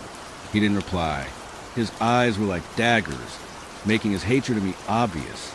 We could plot our demise together, you and I offered. His eyes widened. He shook his head slowly. He was afraid of her, not an unwarranted fear, given she had a number of trapped demons in her office. Demons she was sealing in her clients for profit. I added, I meant every word I said. We've done this too long.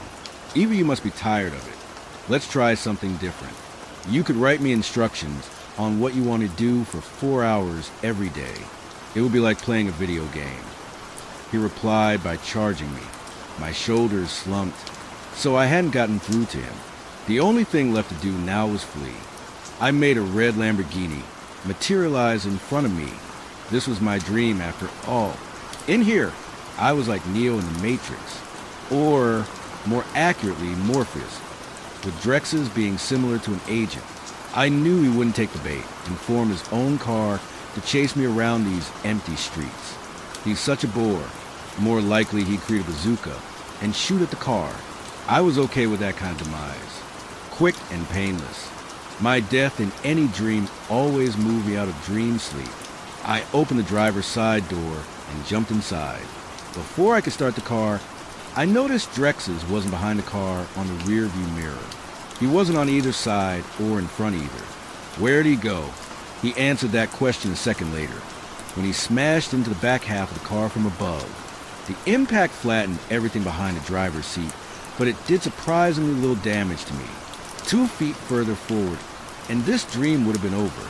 Had he missed me on purpose? The car had been stationary. He rolled off the wreckage he'd created and fell on the left side of the car. He wasn't invulnerable in these dreams, but it took a lot worse than what he'd just done to take him out. This was my chance to get away. He was incapacitated. I really needed to move, but my hands were frozen on the wheel. I know I said his torment was a minor irritation earlier, but I was afraid of him. I watched his prone form slumped on the street. He was breathing. He'd intentionally rolled off the car, so he wasn't unconscious. I could go out there and bludgeon him with a hammer, or stab him repeatedly with a sword. These were the sort of things I was forced to think about in my dreams. Things I would never want to consider in the real world. I didn't try either. I wasn't sure how out of it he was, and I had a suspicion he was faking. I'd seen him rise quicker from worse in the past. I tried to quietly move my right leg over to the passenger side. His head rose, and we made eye contact on the side view mirror. Bastard. I bolted out the passenger side and ran in the direction of home. He was on his feet. I could hear him coming after me. I jumped to the top of the skyscraper. He followed. It turned into a chase across the rooftops. These dreams would be fun if I didn't have a demon hunting me down. I made a grenade appear in my right hand, pulled the pin, dropped on the roof of one building before jumping to another. I didn't check to see if the explosion delayed Drex's. A wall appeared ahead of me. I jumped over it. Drex's was with me on the other side of the roof when I landed. I tried to turn back, but the wall was still rising, blocking my escape. Chains appeared all around me and bound my hands and feet. He had me. His smug smile made me regret pleading with him in the mirror. I didn't want to say this, I said, but you leave me no choice. If you don't accept my truth, I'll start using your power to absorb souls. It's an evil power that I don't even want to think about, but I'll use it, and it'll prolong my life. You'll be stuck inside me forever. You don't get it, do you? He replied contemptuously. They always do. I did. You'll get older and more frail, and you won't be able to stop yourself. You'll become a demon, just like me. I won't. Not if it means killing people. You will. I won't. Enough. He approached me, glaring again. What will it be tonight? I asked him. Will you behead me? Throw me off this building while I'm bound? Run me over with a truck? His smile returned. No. I let my rage decide how I treated you in the past. I made your demise too quick. That only moved you to a deeper sleep until you were dreaming again. I'm going to take my time from now on. Make you suffer. Make sure you think of me when you're awake. Make you dread going to sleep. I looked back at the wall that had stopped rising behind me, and my bound hands and feet. My lucid dreams were so strong that even extreme pain wouldn't end the dream or wake me up, only death. I hadn't expected things to be getting worse tonight, but clearly they had. You're going to crucify me? I asked. I knew it could take hours, if not days, for people to die from that. Not tonight. I have something else in mind. What? A small, sharp dagger appeared in his left hand. Ever heard of the ancient Chinese art of death? By 1,000 cuts.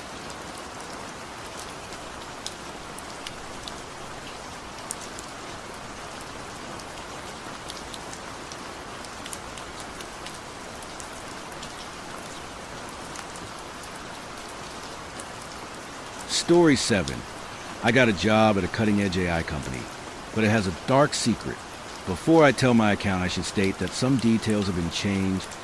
The company no longer exists, and I'm not telling you exactly when and where all this happened. All I can say is that I'm extremely skeptical of any new AI startups I see. It all started when I graduated from university. Sure, I had a degree in information technology, but the field is dominated. Jobs are few and far between. As an apprentice, you can make some pocket money just screwing in an entire office's worth of VGA cables. But most of the jobs are tech support, helping clueless people do simple things, and off-site tech support, which is a call center job, and most people, including me, despise those. So it surprised me when I saw a job offer involving AI. I thought AI was supposed to be killing jobs, not making them. The offer read like this: content moderation of user interactions with a pre-trained generative AI chatbot. Startup company Cyberbrain is releasing a beta version of its revolutionary chatbot to public, and are looking for skilled IT specialists who can moderate chat logs and detect and report anomalies/suspicious behavior. The job seemed simple, just snooping on people's chats with the AI and reporting anything out of the ordinary to the right people. But the pay was outstanding. I'd be making over $5,000 in just my first week. It seemed too good to be true, but I sent off my resume expecting not hear anything back. Cue my surprise when only a few hours later, I receive a phone call from the recruitment department. They have reviewed my resume and are considering me for the position. We agree on an interview the following week. On the day of the interview, I took the bus to the Cyberbrain offices. It was in the middle of the big corporate district in the city, and I was wondering how a startup would have an office in prime real estate. Not just an office either. They had bought or were renting an entire building of about 5 stories in the midst of a district where bosses drove around in brand new BMWs I didn't even know existed. I walked into reception and introduced myself. The environment was clean. The fixtures and carpet were pristine. The elevator and the reception desk were adorned with some sort of slate or marble that glimmered in the light.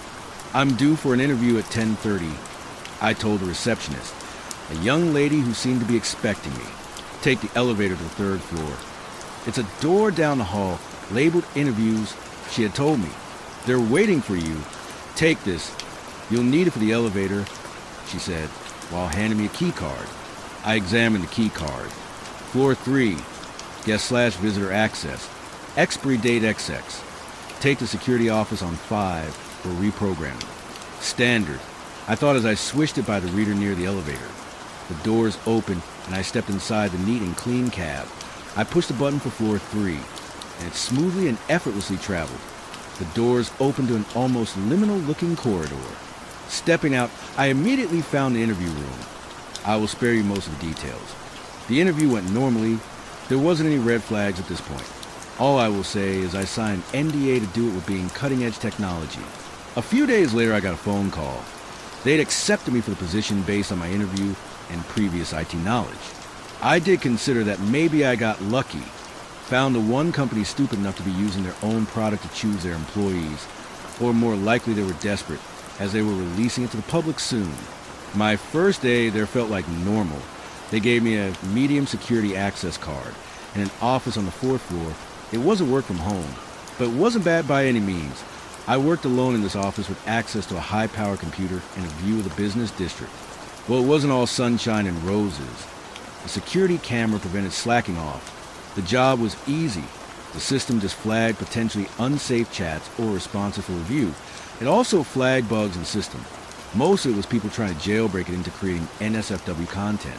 The AI had strict guardrails, but people commented on how lifelike it was, and not at all artificial compared to competitors. People were begging for us to add image generation and video generation, not realizing it was a text-only chatbot still in beta. Everything about it was in the dark. It used an encrypted connection to our servers, and its thoughts were encrypted. Users received an answer, and only an answer, though some complained of long thinking times. I've been working there for a few weeks. Most of the stuff was bug responses.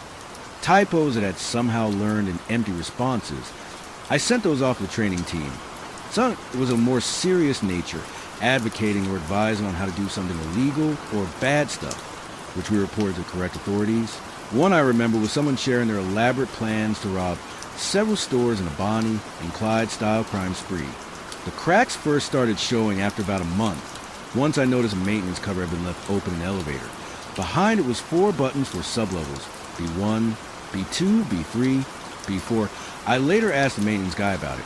He said it was our on-site data center, that you needed a higher security clearance to enter, so I didn't think much of it. In my office, there was an air vent on the floor. Sometimes when it was quiet, I swear I could hear knocking, tapping, and something like voices coming through it. They told me it was just fans resonating in the system or something. Another time, I noticed a tube system in a maintenance closet, like something you'd see in a bank. Apparently it was for sending parts to and from the data center, for quick debugging in the lab, as they use a fast but highly volatile storage that would lose data if left off for too long. I started noticing responses from the system that made no sense. In response to normal queries, one just said, "Help." It wasn't shown to the user, only a message stating that it violated the TOS, but the clause mentioned made no sense. I assumed they were bugs and reported them as such. But that was before the day I discovered something I know I wasn't supposed to see. I had been scrolling through responses, and I found one that I still vividly remember. The conversation went like this.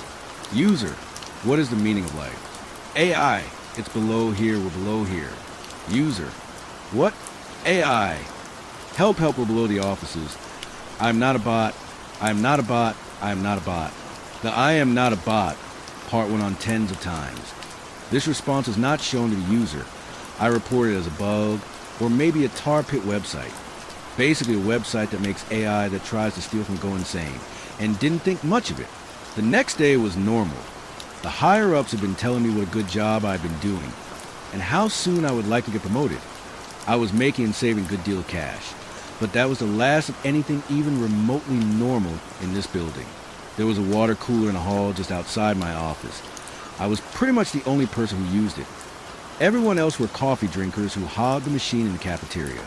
I had drunk some water from this cooler, and it tasted off, metallic. I took another sip. Yeah, this water's bad, I thought. Best tell maintenance. That was the last thing I remember. I woke up in a large open plan office. There was no windows. It wasn't very well lit.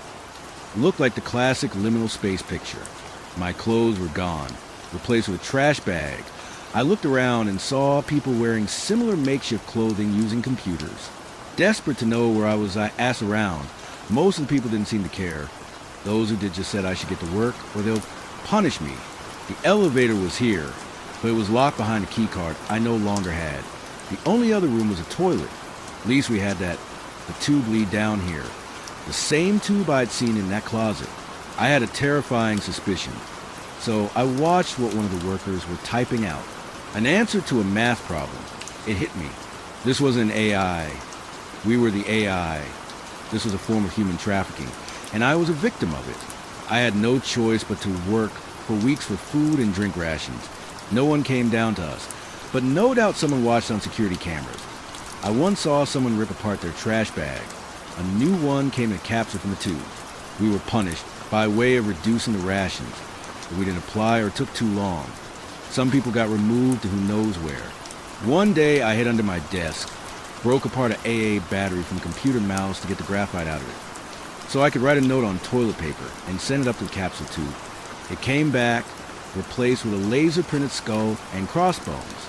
Slowly I got people talking about an escape. We found camera blind spots and hatched plans to get out of there. Anything asking for help was well and truly censored, but I had an idea. Just do coordinates and the number's 911. The system just sees numbers. Won't know what they mean, I said. But we had to get the coordinates. It was totally possible.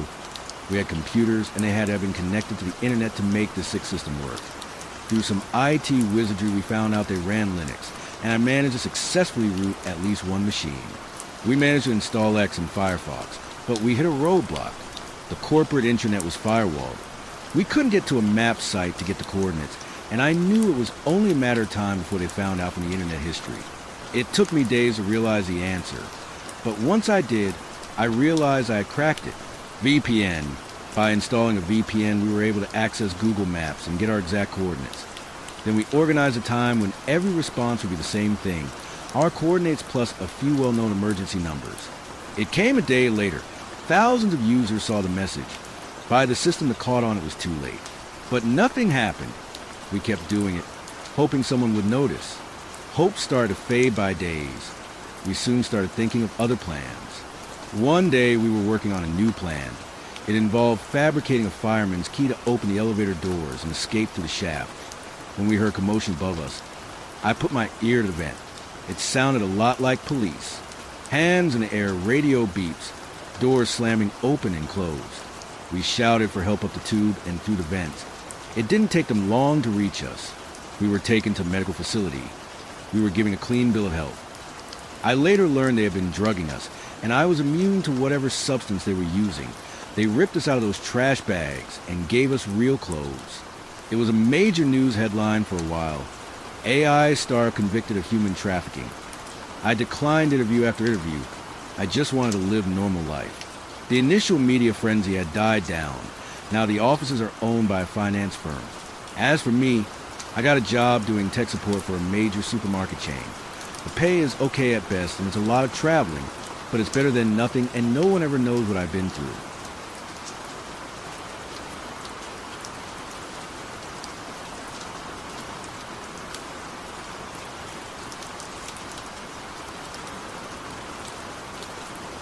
Story 8. Something terrorized us on our Arizona desert farm. I was 16 when this all happened. We lived in the Arizona desert back. when we still lived on the farm. Yet, I still wonder what the hell we experienced all those years ago. It started subtly, like most things out here in the quiet hum of the Arizona desert.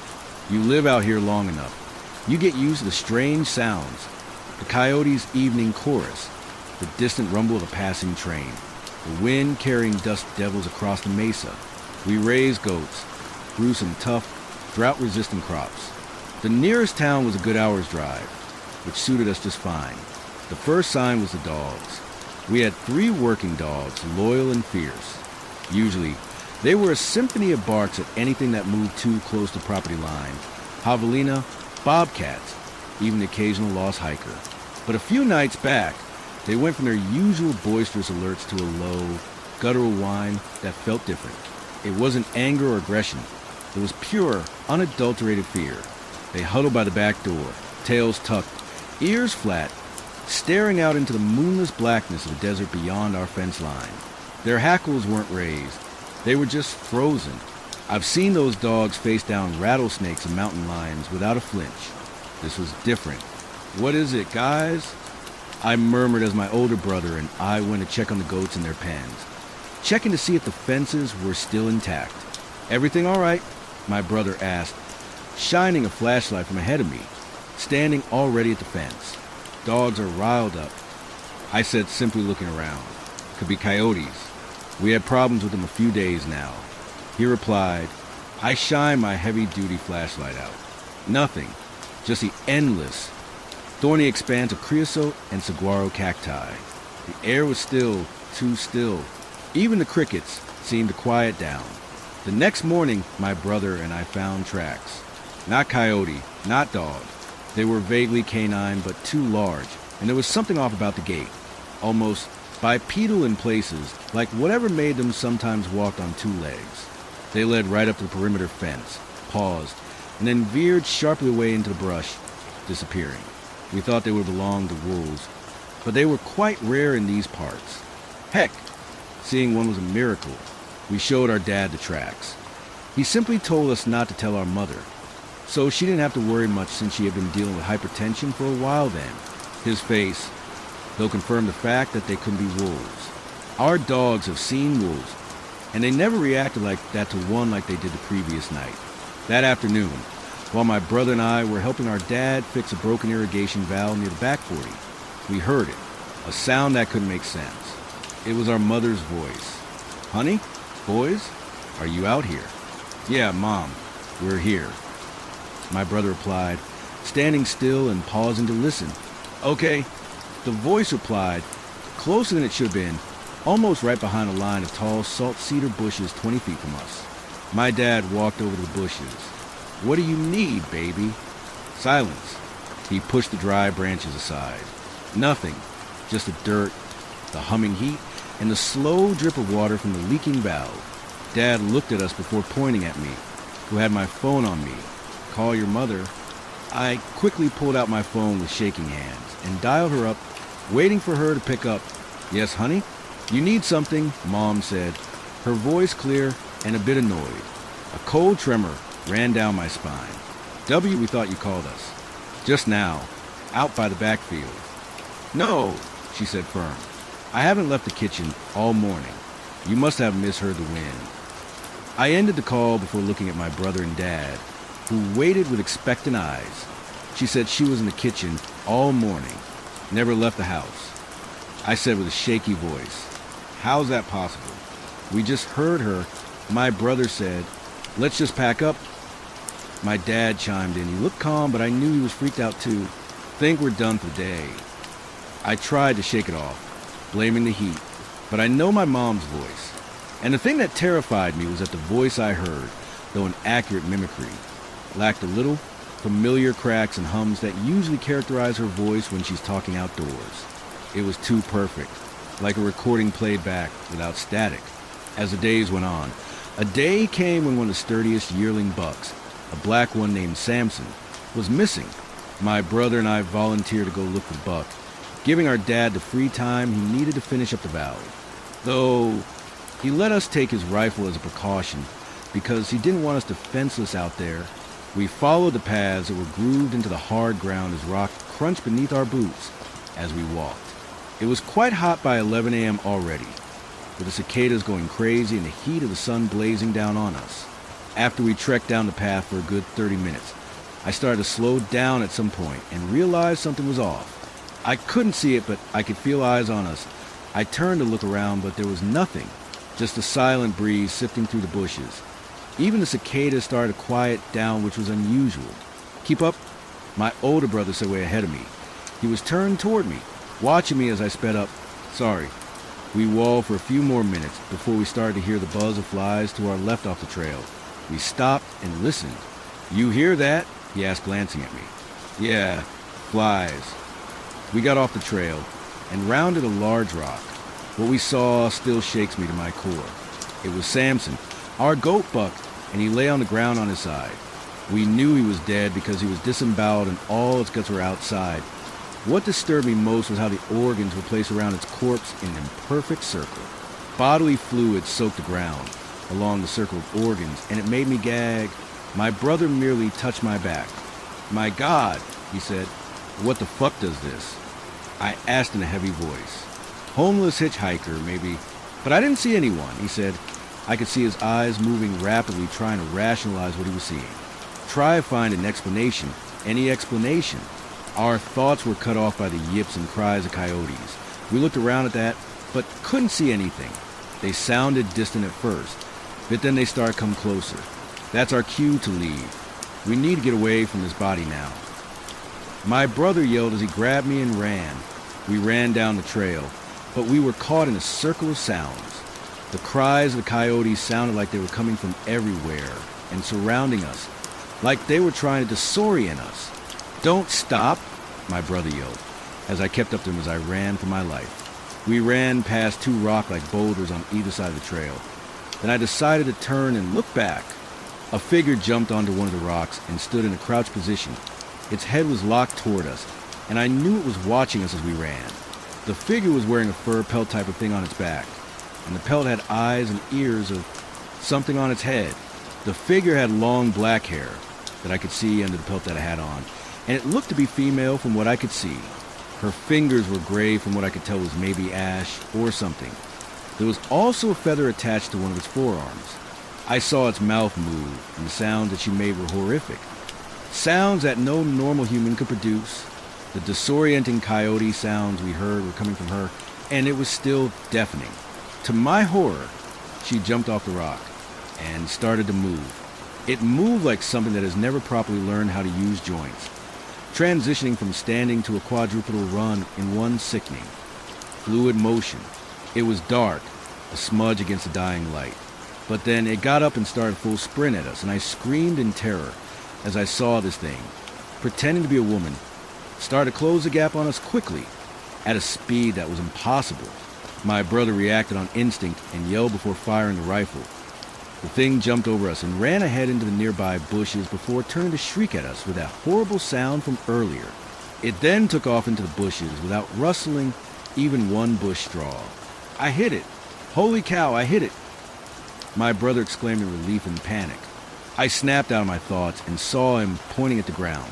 I looked down and saw blood on the ground before it traveled along the ground in the direction of where the thing disappeared.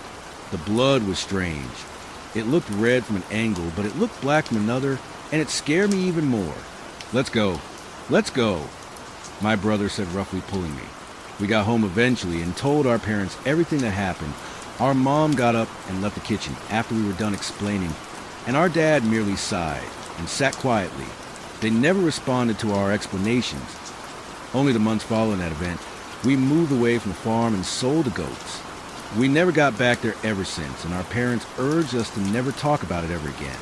But sometimes I can't still help but wonder what the hell that thing was.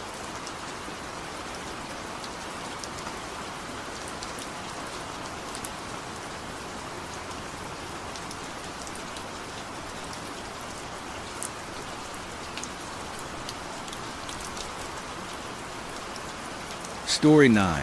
There's a shadow in my backyard, and it's learning to be me. It was 1:47 a.m.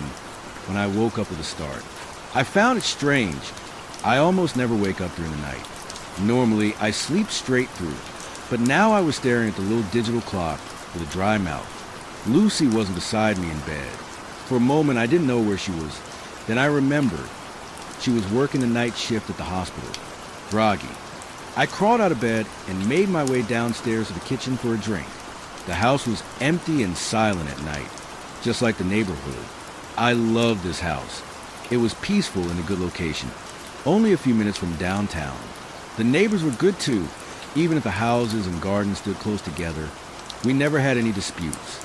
I was standing in the kitchen, actually thinking about organizing a barbecue party. I sipped at a glass of water, and that's when I saw it. A black silhouette, barely visible in the night's darkness, yet it stood out against it, at the back of the garden, far away near the fence. A human shape, tall, thin, its outline hardly discernible, and it just stood there, motionless, staring into the glass doors of the terrace. A chill ran down my spine. Who the hell was standing in my yard, staring like that? For a moment, I didn't dare move. The figure didn't either. It looked as though it wasn't even breathing. It just stared inside, stared straight at me. I felt that if I didn't act now, it would make the first move. It didn't take long for my panic to give way to anger. I grabbed the flashlight I kept in one of the kitchen drawers and stormed out onto the veranda.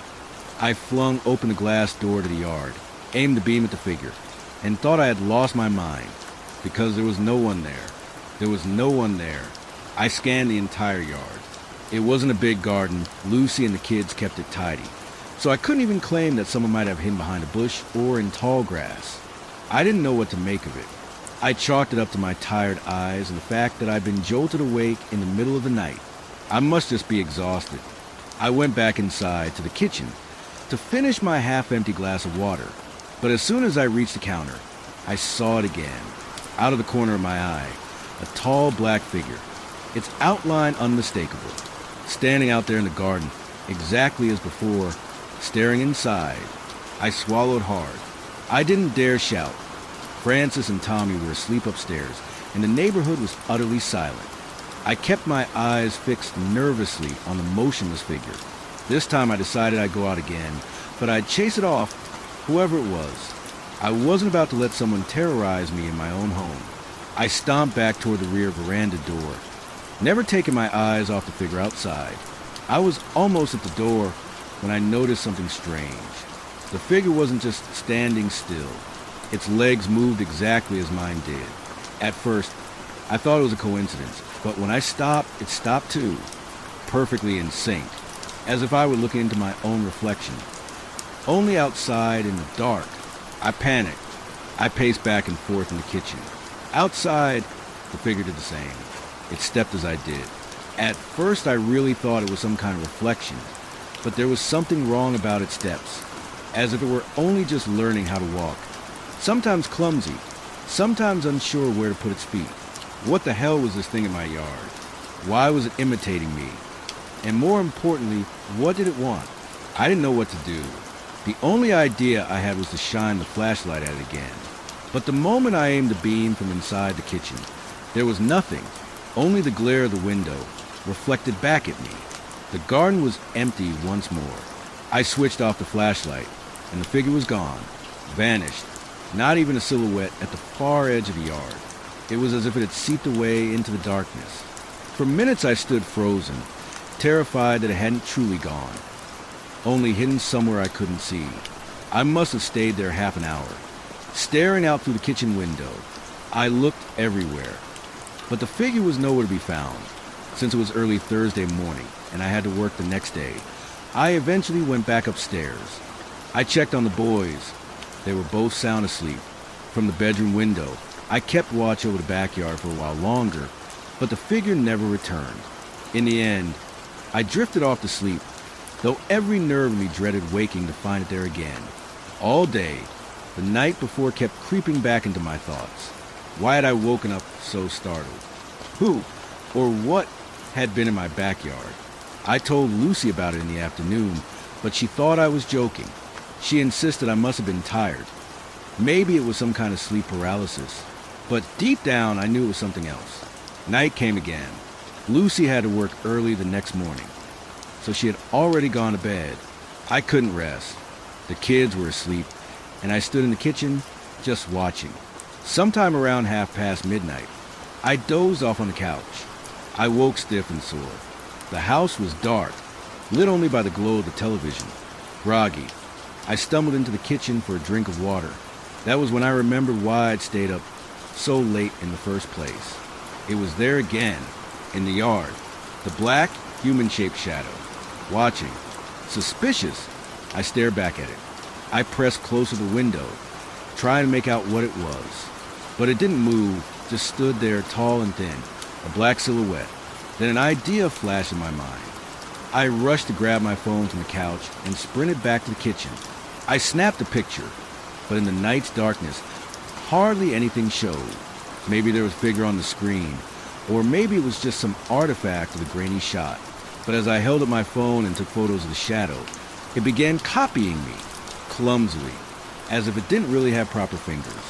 It lifted its arm, but the wrist bent wrong, the fingers more like long, brittle sticks. It pretended to take a picture too, though its hand moved in a way that looked like it might snap in half. I stared out the kitchen window again, nerves tight as wire. The black figure didn't move. It just kept watching our windows. Then, suddenly it began to shift, but this time it wasn't mimicking me. It moved as if it were searching for someone, glancing around in those jerky, clumsy motions. What the hell was it doing? Then, just as suddenly, it froze again. "Gordon, what are you doing?" Lucy's voice whispered behind me. My heart nearly gave out. I hadn't even noticed her. I'd been completely consumed, lost in watching the figure in the yard. "What?" I stammered, startled. "What are you doing, Gordon?" she hissed irritably. "It's 3 a.m. and you're standing here, staring out the kitchen window. What the hell are you doing?" "Come, look," I said quickly, almost excited. Lucy walked over beside me. She had been heading for the coffee machine anyway, but at least now she peered out the window into the dark. At first, she just rolled her eyes, but the moment she saw it, the color drained from her face. She stepped back, as if the glass could no longer protect her from the night. I could tell she saw it too. The figure in our backyard terrified her as much as it did me. "What the fuck is that, Gordon?" she whispered, panic creeping into her voice. I just shook my head. I didn't know what we were looking at. Was it even human? Or was it something else entirely? Something not of this world? Gordon called the police, Lucy said, pale as a ghost. And what am I supposed to tell them, Lucy? I snapped back nervously. That there's a shadow in my backyard? She glared at me, furious now. I knew that look. If I pushed her further, she'd be far scarier than the thing standing outside. Lucy was the one who finally called the police. She didn't give me much time to react, but I understood she was nervous and scared. Meanwhile, I kept my eyes fixed on the figure while Lucy spoke on the phone. The black shadow didn't move, or rather, it just copied Lucy as she talked.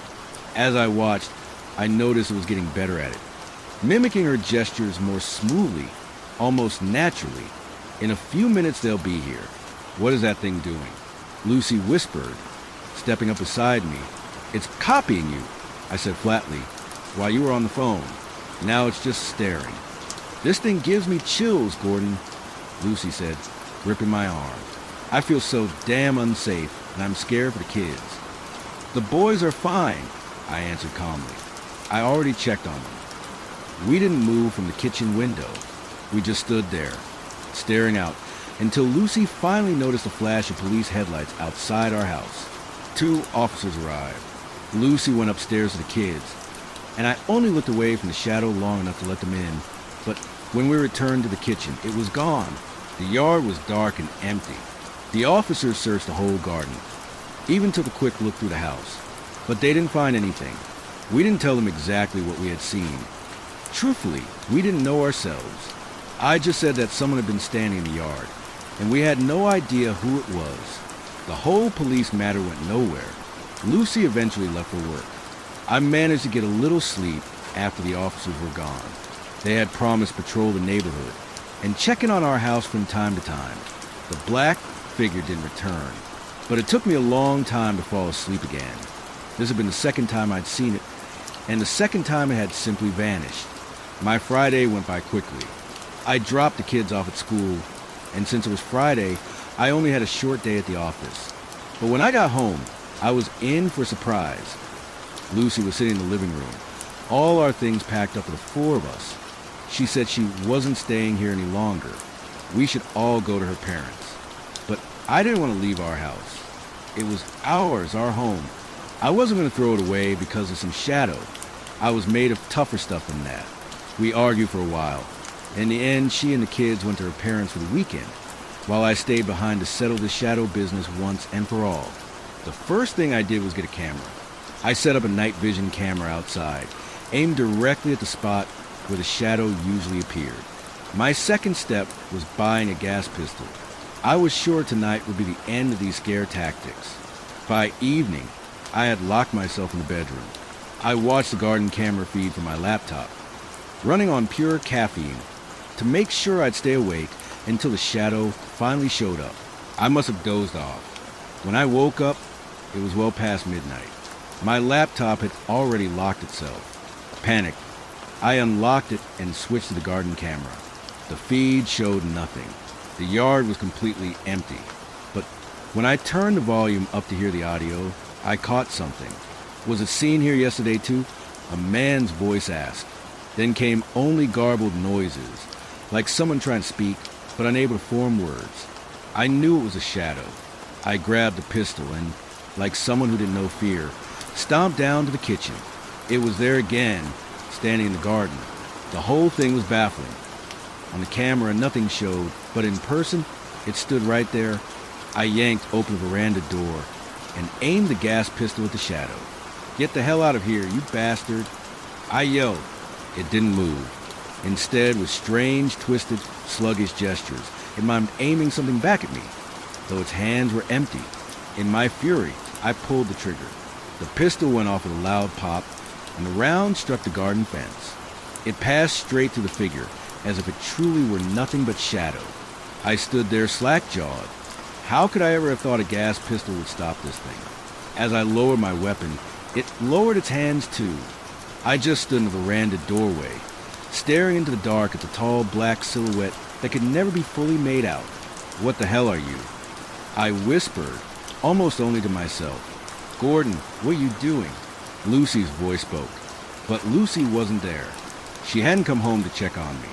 The voice came from outside, from the garden where the figure stood. Goosebumps covered me, my legs trembling. "Sir, I'm afraid we didn't find anything." Another voice followed, this time a man's. It was a policeman's voice from last night. Ice flooded my veins. What the hell was this thing in my garden? We'd lived here 7 years. Why now? Why here? And that was the moment my courage gave out completely. What should I tell them, Lucy?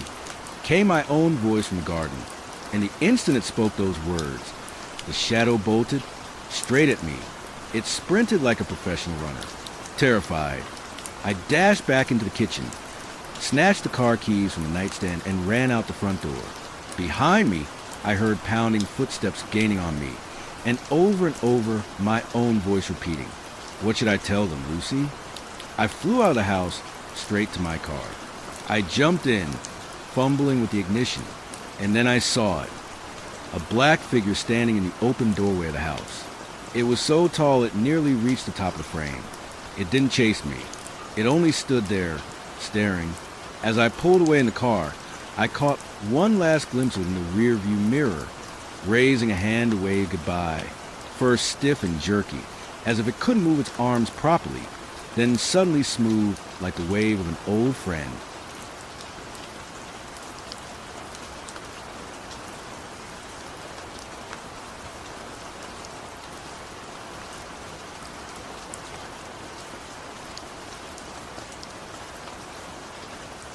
Story 10.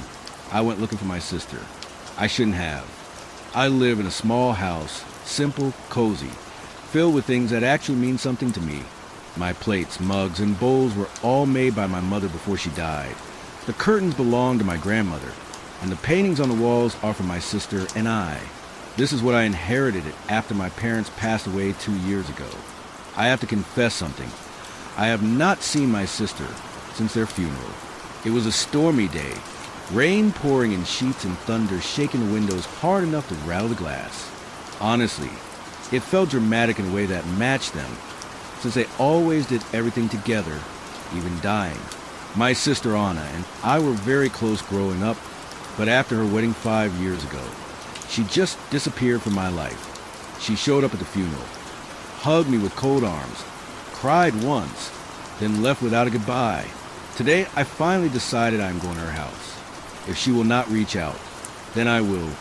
It has been 2 years since I last saw her, and I miss her. I miss having some sort of family around. Megan, what are you doing? Charlie calls from the doorway, my boyfriend. Honestly, I do not know what we are.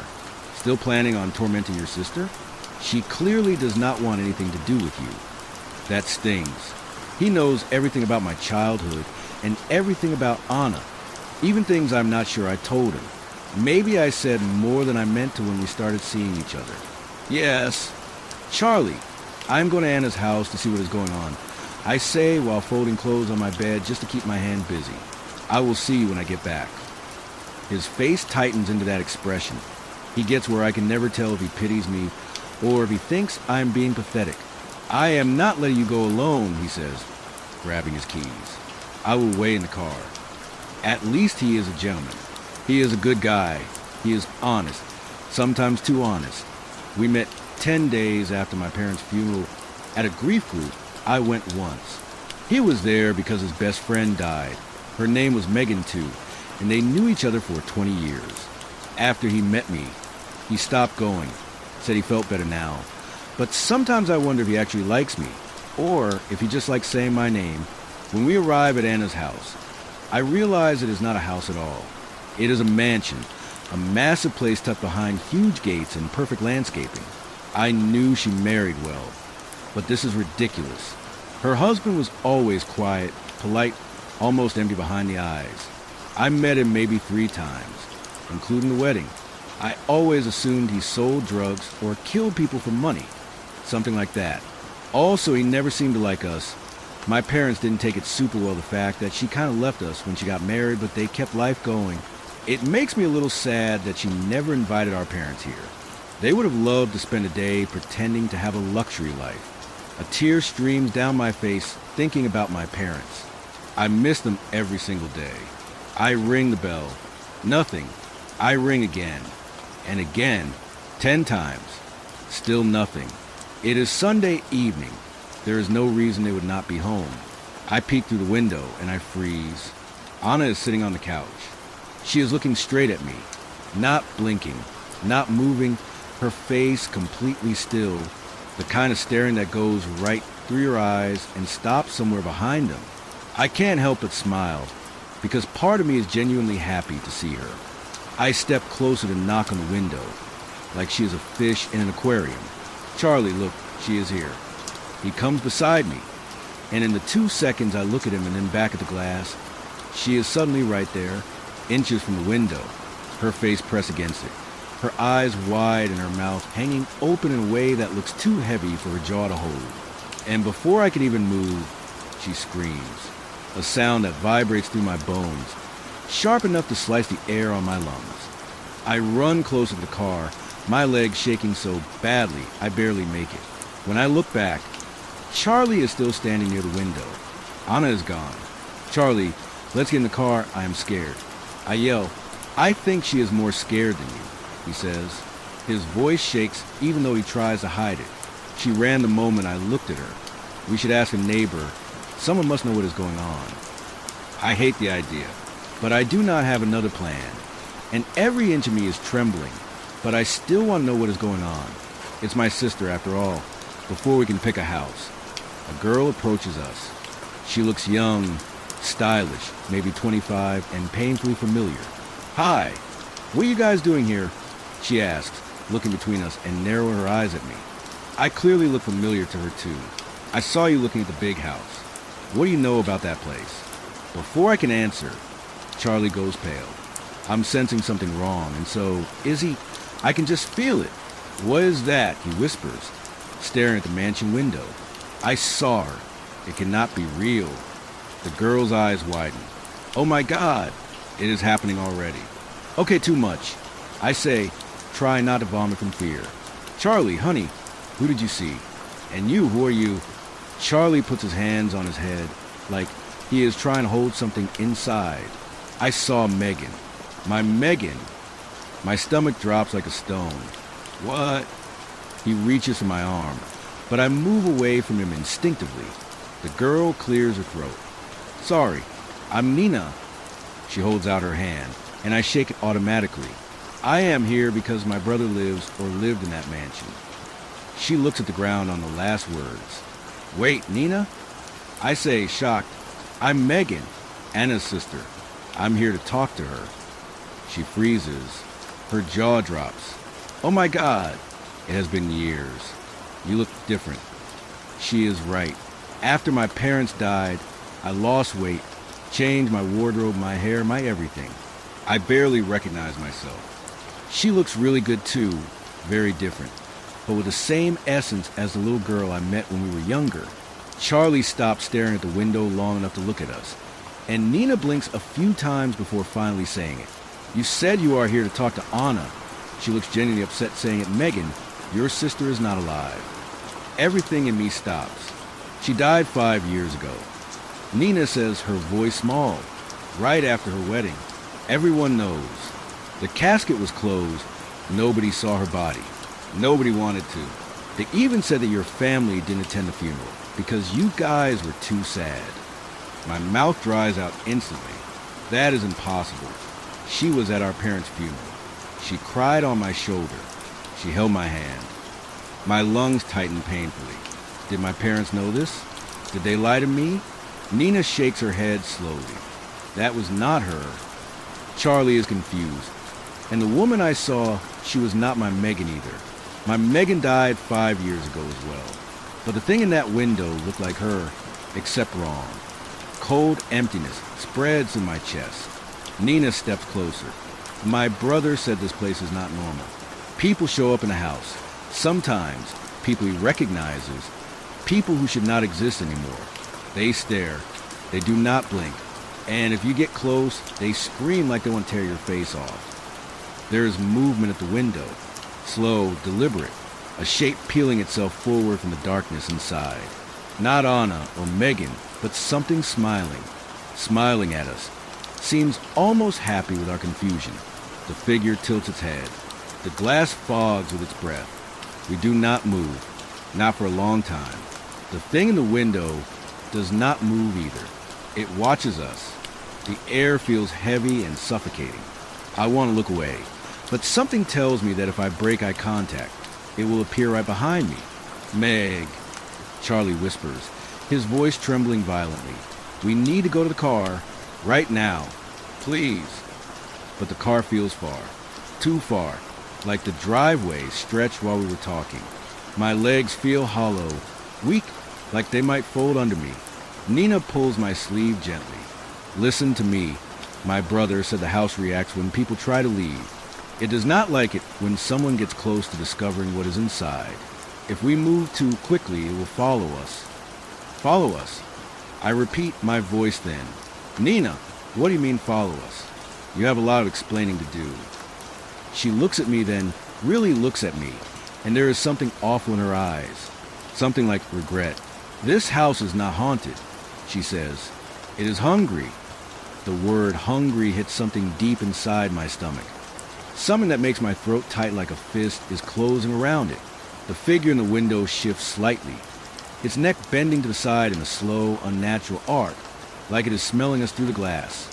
Charlie steps back and accidentally kicks a loose stone. The noise is small, but echoes down the silent street like a scream. The figure freezes, then it moves out of view. I whisper, without meaning to, "Where did she go?" No one answers. Charlie turns and runs, but he doesn't make it halfway. The front gate slams shut on its own, the metal shaking so violently it rattles the ground. Charlie crashes into it, so hard he knocks the air out of himself, sliding down to his knees. "What the hell?" he gasps.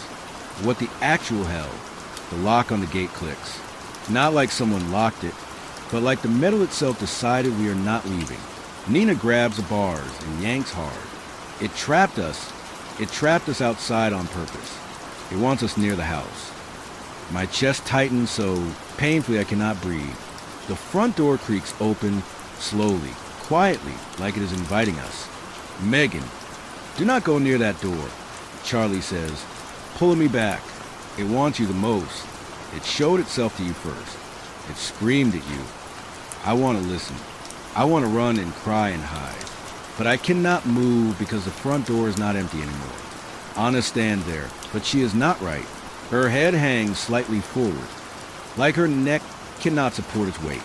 Her arms hang stiff at her sides, and her fingers curl and uncurl like she is practicing the movement. Her eyes shine too brightly, like wet glass. She steps onto the porch one shaky step at a time, her body moving like someone is pulling her joints by strings. "Megan," she says, and her voice sounds like she is trying to remember how to speak. I step back, my heel hitting the curb. Anna smiles, or tries to, her lips stretched too wide, showing all of her teeth at once. "Welcome home," she whispers. Nina grips my wrist. "Do not listen to her. That is not your sister. She is gone. That thing is using her face." Charlie steps closer, pressing his arm around my waist protectively. His heartbeat is shaking through him. "Megan, look at me." Not at her. "Look at me." But I can't, because Anna tilts her head upward, toward the second floor window, like she is signaling something. Then I hear heavy footsteps. Something else is inside the house. Something bigger. Something that does not care about hiding. A massive hand slams against the upstairs window. Fingers too long, too thin, pressing hard enough against the glass that it bends outward. Charlie flinches, pulling me with him, trembling uncontrollably. "It wants us together," Nina whispers. "It likes connections. My brother told me that before he disappeared. The house uses people who belong to each other." My heart stops. Anna takes another step down the porch. She is halfway to us now. "Megan," she says, voice breaking in the middle like something tearing. "You left me here." "I did not know." I croak. "I did not know anything had happened to you." Anna's smile twitches, furrowing her brows. "You did not look for me." Charlie steps in front of me again, breathing hard. "She is not your sister. I swear we have to find a way to leave." The gate rattles again. Something drags across the metal from the outside. We are now trapped between monsters. Anna whispers, "Let me show you something." She opens her mouth wider than any human jaw should, wider and wider until the skin at the edges tears slightly. And from inside the house behind her, something starts walking down the porch. Something is coming down the porch behind Anna. Something so heavy that it groans under each step. The light above the door flickers. Struggling to stay alive, my heart pounds against my ribs so hard it hurts. I feel Charlie's arm tighten around me, holding me in place like he is afraid the house will suck me forward if he loosens his grip even a little. Nina steps closer, her voice shaking. "This is what my brother tried to warn me about. He said the house doesn't just show them. It keeps them, uses them, feeds on them. He said once you see what it shows you, it marks you. You belong to it." "What happened to him?" I whisper, "Nina, what really happened to your brother?" She looks at me, and for a moment her face folds on itself, like she is fighting the urge to sob. "After Anna's death, he came to visit the house they bought together. He said he saw someone in the window too, someone he loved, someone dead, and then he changed. He stopped talking. He stopped eating. He said the house was calling him. One night he went inside, and the door locked behind him, and I never saw him again." "So you were with him when he went missing?" I say to Nina, but before she can say something, a loud crack echoes in the porch, and all three of us look up. The thing behind Anna steps into the doorway. It fills the frame entirely. Too tall to be human. Too wide to fit through the door, without bending in unnatural ways. Its skin is stretched thin across its bones, gray and tight, like it was dried and rehydrated wrong. Its face is wrong, blurred, like wet paint running on a canvas. Its eyes shine with a milky gloss, as if they were stolen from somewhere else, and it has so many teeth. Anna moves aside to give it space, like she is welcoming it. Charlie stumbles backward, dragging me with him. No, no, no, no, Meg. We're not dying here. We are not. I will get you out. I promise. His voice cracks at the last word, and it breaks something inside me. His voice is raw, terrified in a way he never allowed himself to be. Anna steps down the last porch stair. Megan, she whispers, come home. Nina pulls at my arm. If we run to the side gate, maybe we can climb. My brother tried it. He almost made it before it pulled him back. But maybe with all of us. The house makes a sound then. A groaning, dragging, breathing moan that rises from the foundation itself. The ground vibrates beneath our feet. The windows shake. The grass seems to curl toward the porch, bending as if pulled by some invisible force. Nina gasps. It knows we're trying to run. Charlie's hand slips from mine for half a second when the ground trembles, and that moment is all it takes. Anna lunges. She moves like her body is being thrown forward by something behind her. Her arms snap outward. Fingers curl like claws. Charlie shoves me behind him. So hard, I lose my balance and fall onto the pavement. He stands between me and Anna. Between me and the thing wearing her face. Take me, Charlie shouts. Take me, not her. No. I scream, scrambling to my feet. Charlie, please don't. Meg, you have a lot to live. I need to do something right. I need to save at least one Megan. My Megan, he does not look back. His shoulders square, his body trembling violently. I mean it. Take me. I'll go inside. I'll do whatever you want. Just leave her alone. The creature on the porch exhales, a long rasping sigh that sounds like rot escaping from lungs buried underground. Anna reaches for him. Her fingers stretch too far, too long, grabbing him by the shoulders. Charlie screams when her touch burns through his shirt and his skin bubbles up instantly, like acid. He tries to push her away, but she is strong, too strong. Megan, run, he screams. Please, run. The thing that was once behind Anna moves forward, leaning over her, its head lowering toward Charlie like it is smelling him. He kicks and thrashes, his face twisted in agony, but Anna holds him like a mother holding a child, tightening her grip until he cannot move. His breath comes out in loud, wet sobs. His eyes search for me, full of terror, regret, and something like love. Megan, he whispers, I'm sorry. I should have told you earlier. I loved you. His voice cuts off. It happened so fast. The creature bends and swallows him, not with a mouth, but with a darkness that pours out of its face, wrapping around him like wet cloth. Charlie's body sinks into it, like he is being folded into the creature's skin. His scream echoes, not from his mouth, but from inside the creature, echoing and echoing until it fades into silence as his last breath disappears inside the thing that uses my sister's face. Nina lets out a sight.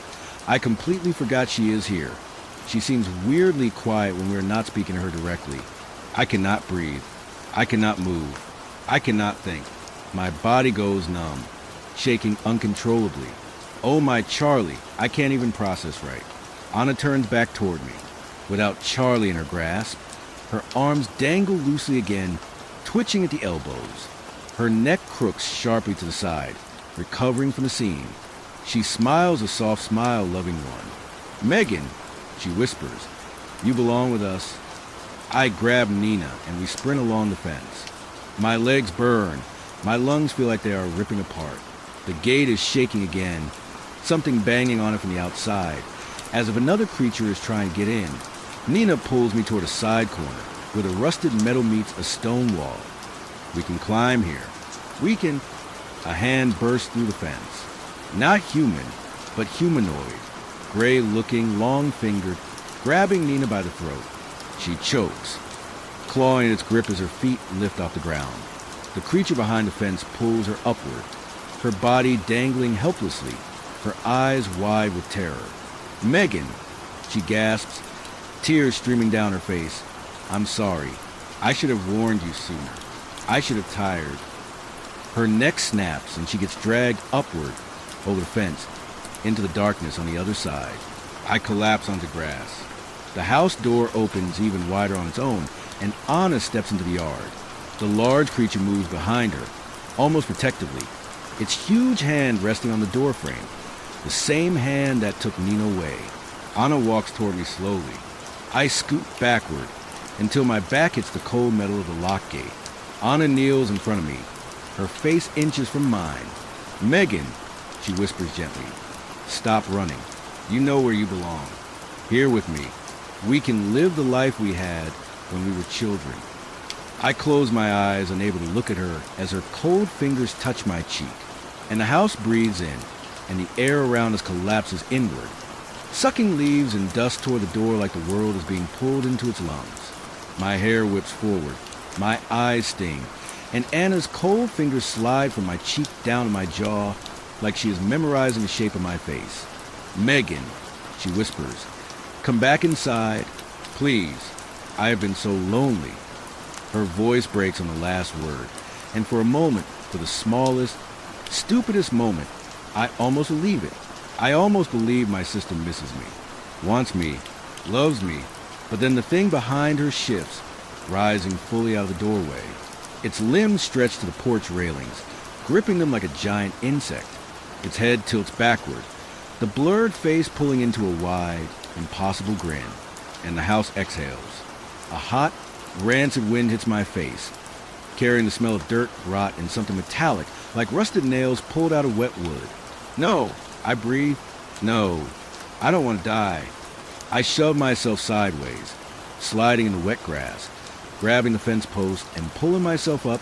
My knees burn, my palms scrape, my lungs scream, but I stand. Somehow I stand. Anna rises at me. Her head twitches sharply. The crack so loud it echoes down the driveway. "Megan," she says, her voice thin, trembling, "do not leave me again. Please, do not make me follow you like I followed Mom and Dad." "Our parents? Did they try to reach out and found the house?" She steps forward, and the creature follows. Every step it takes makes the earth tremble. The porch groans, the windows rattle. The entire frame of the mansion shivers in anticipation, like it is excited, like it is starving. I stumble backward along the fence, but there is nowhere to go. No gate, no corner, no break in the metal.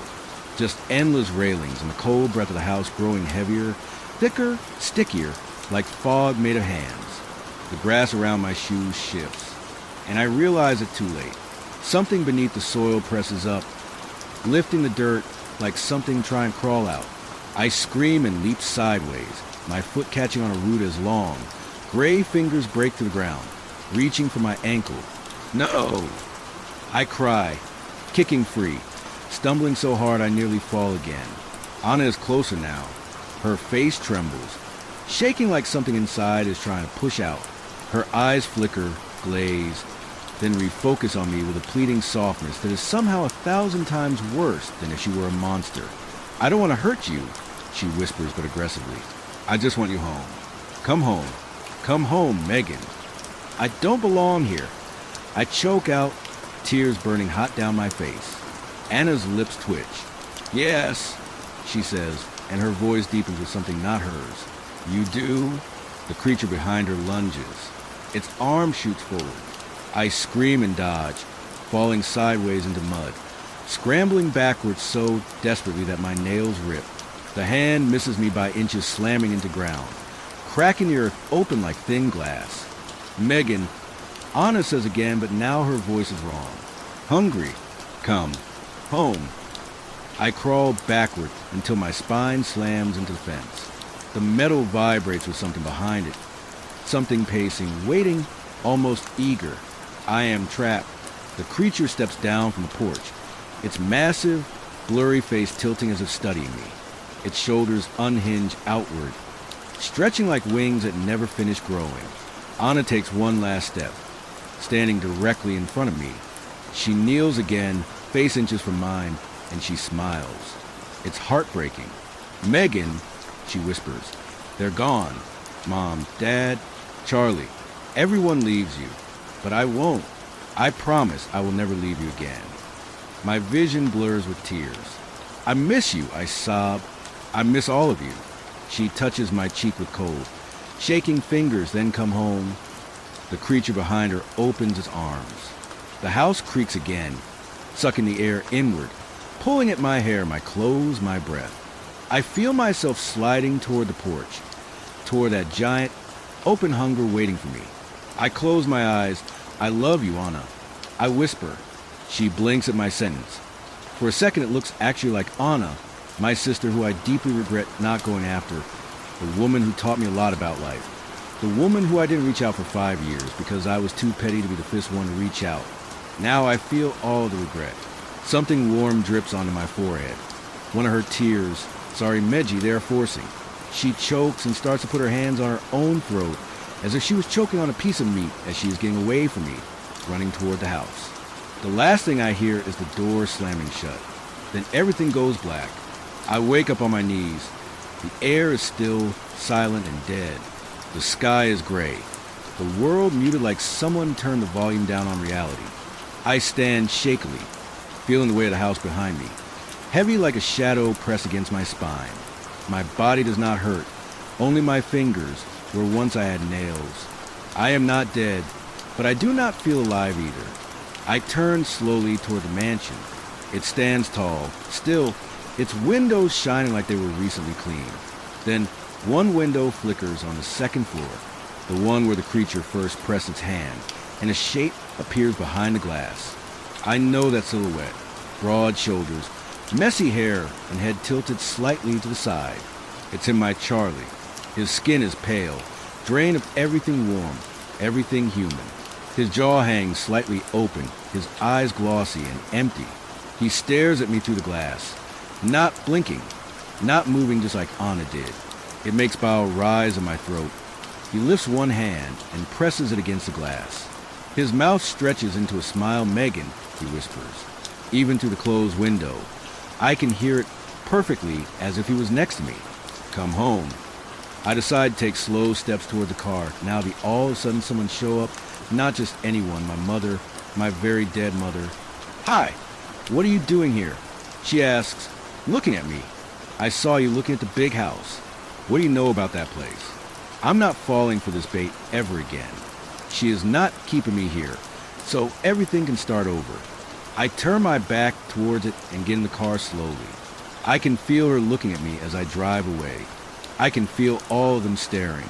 But this is not my place, not my home, not my house.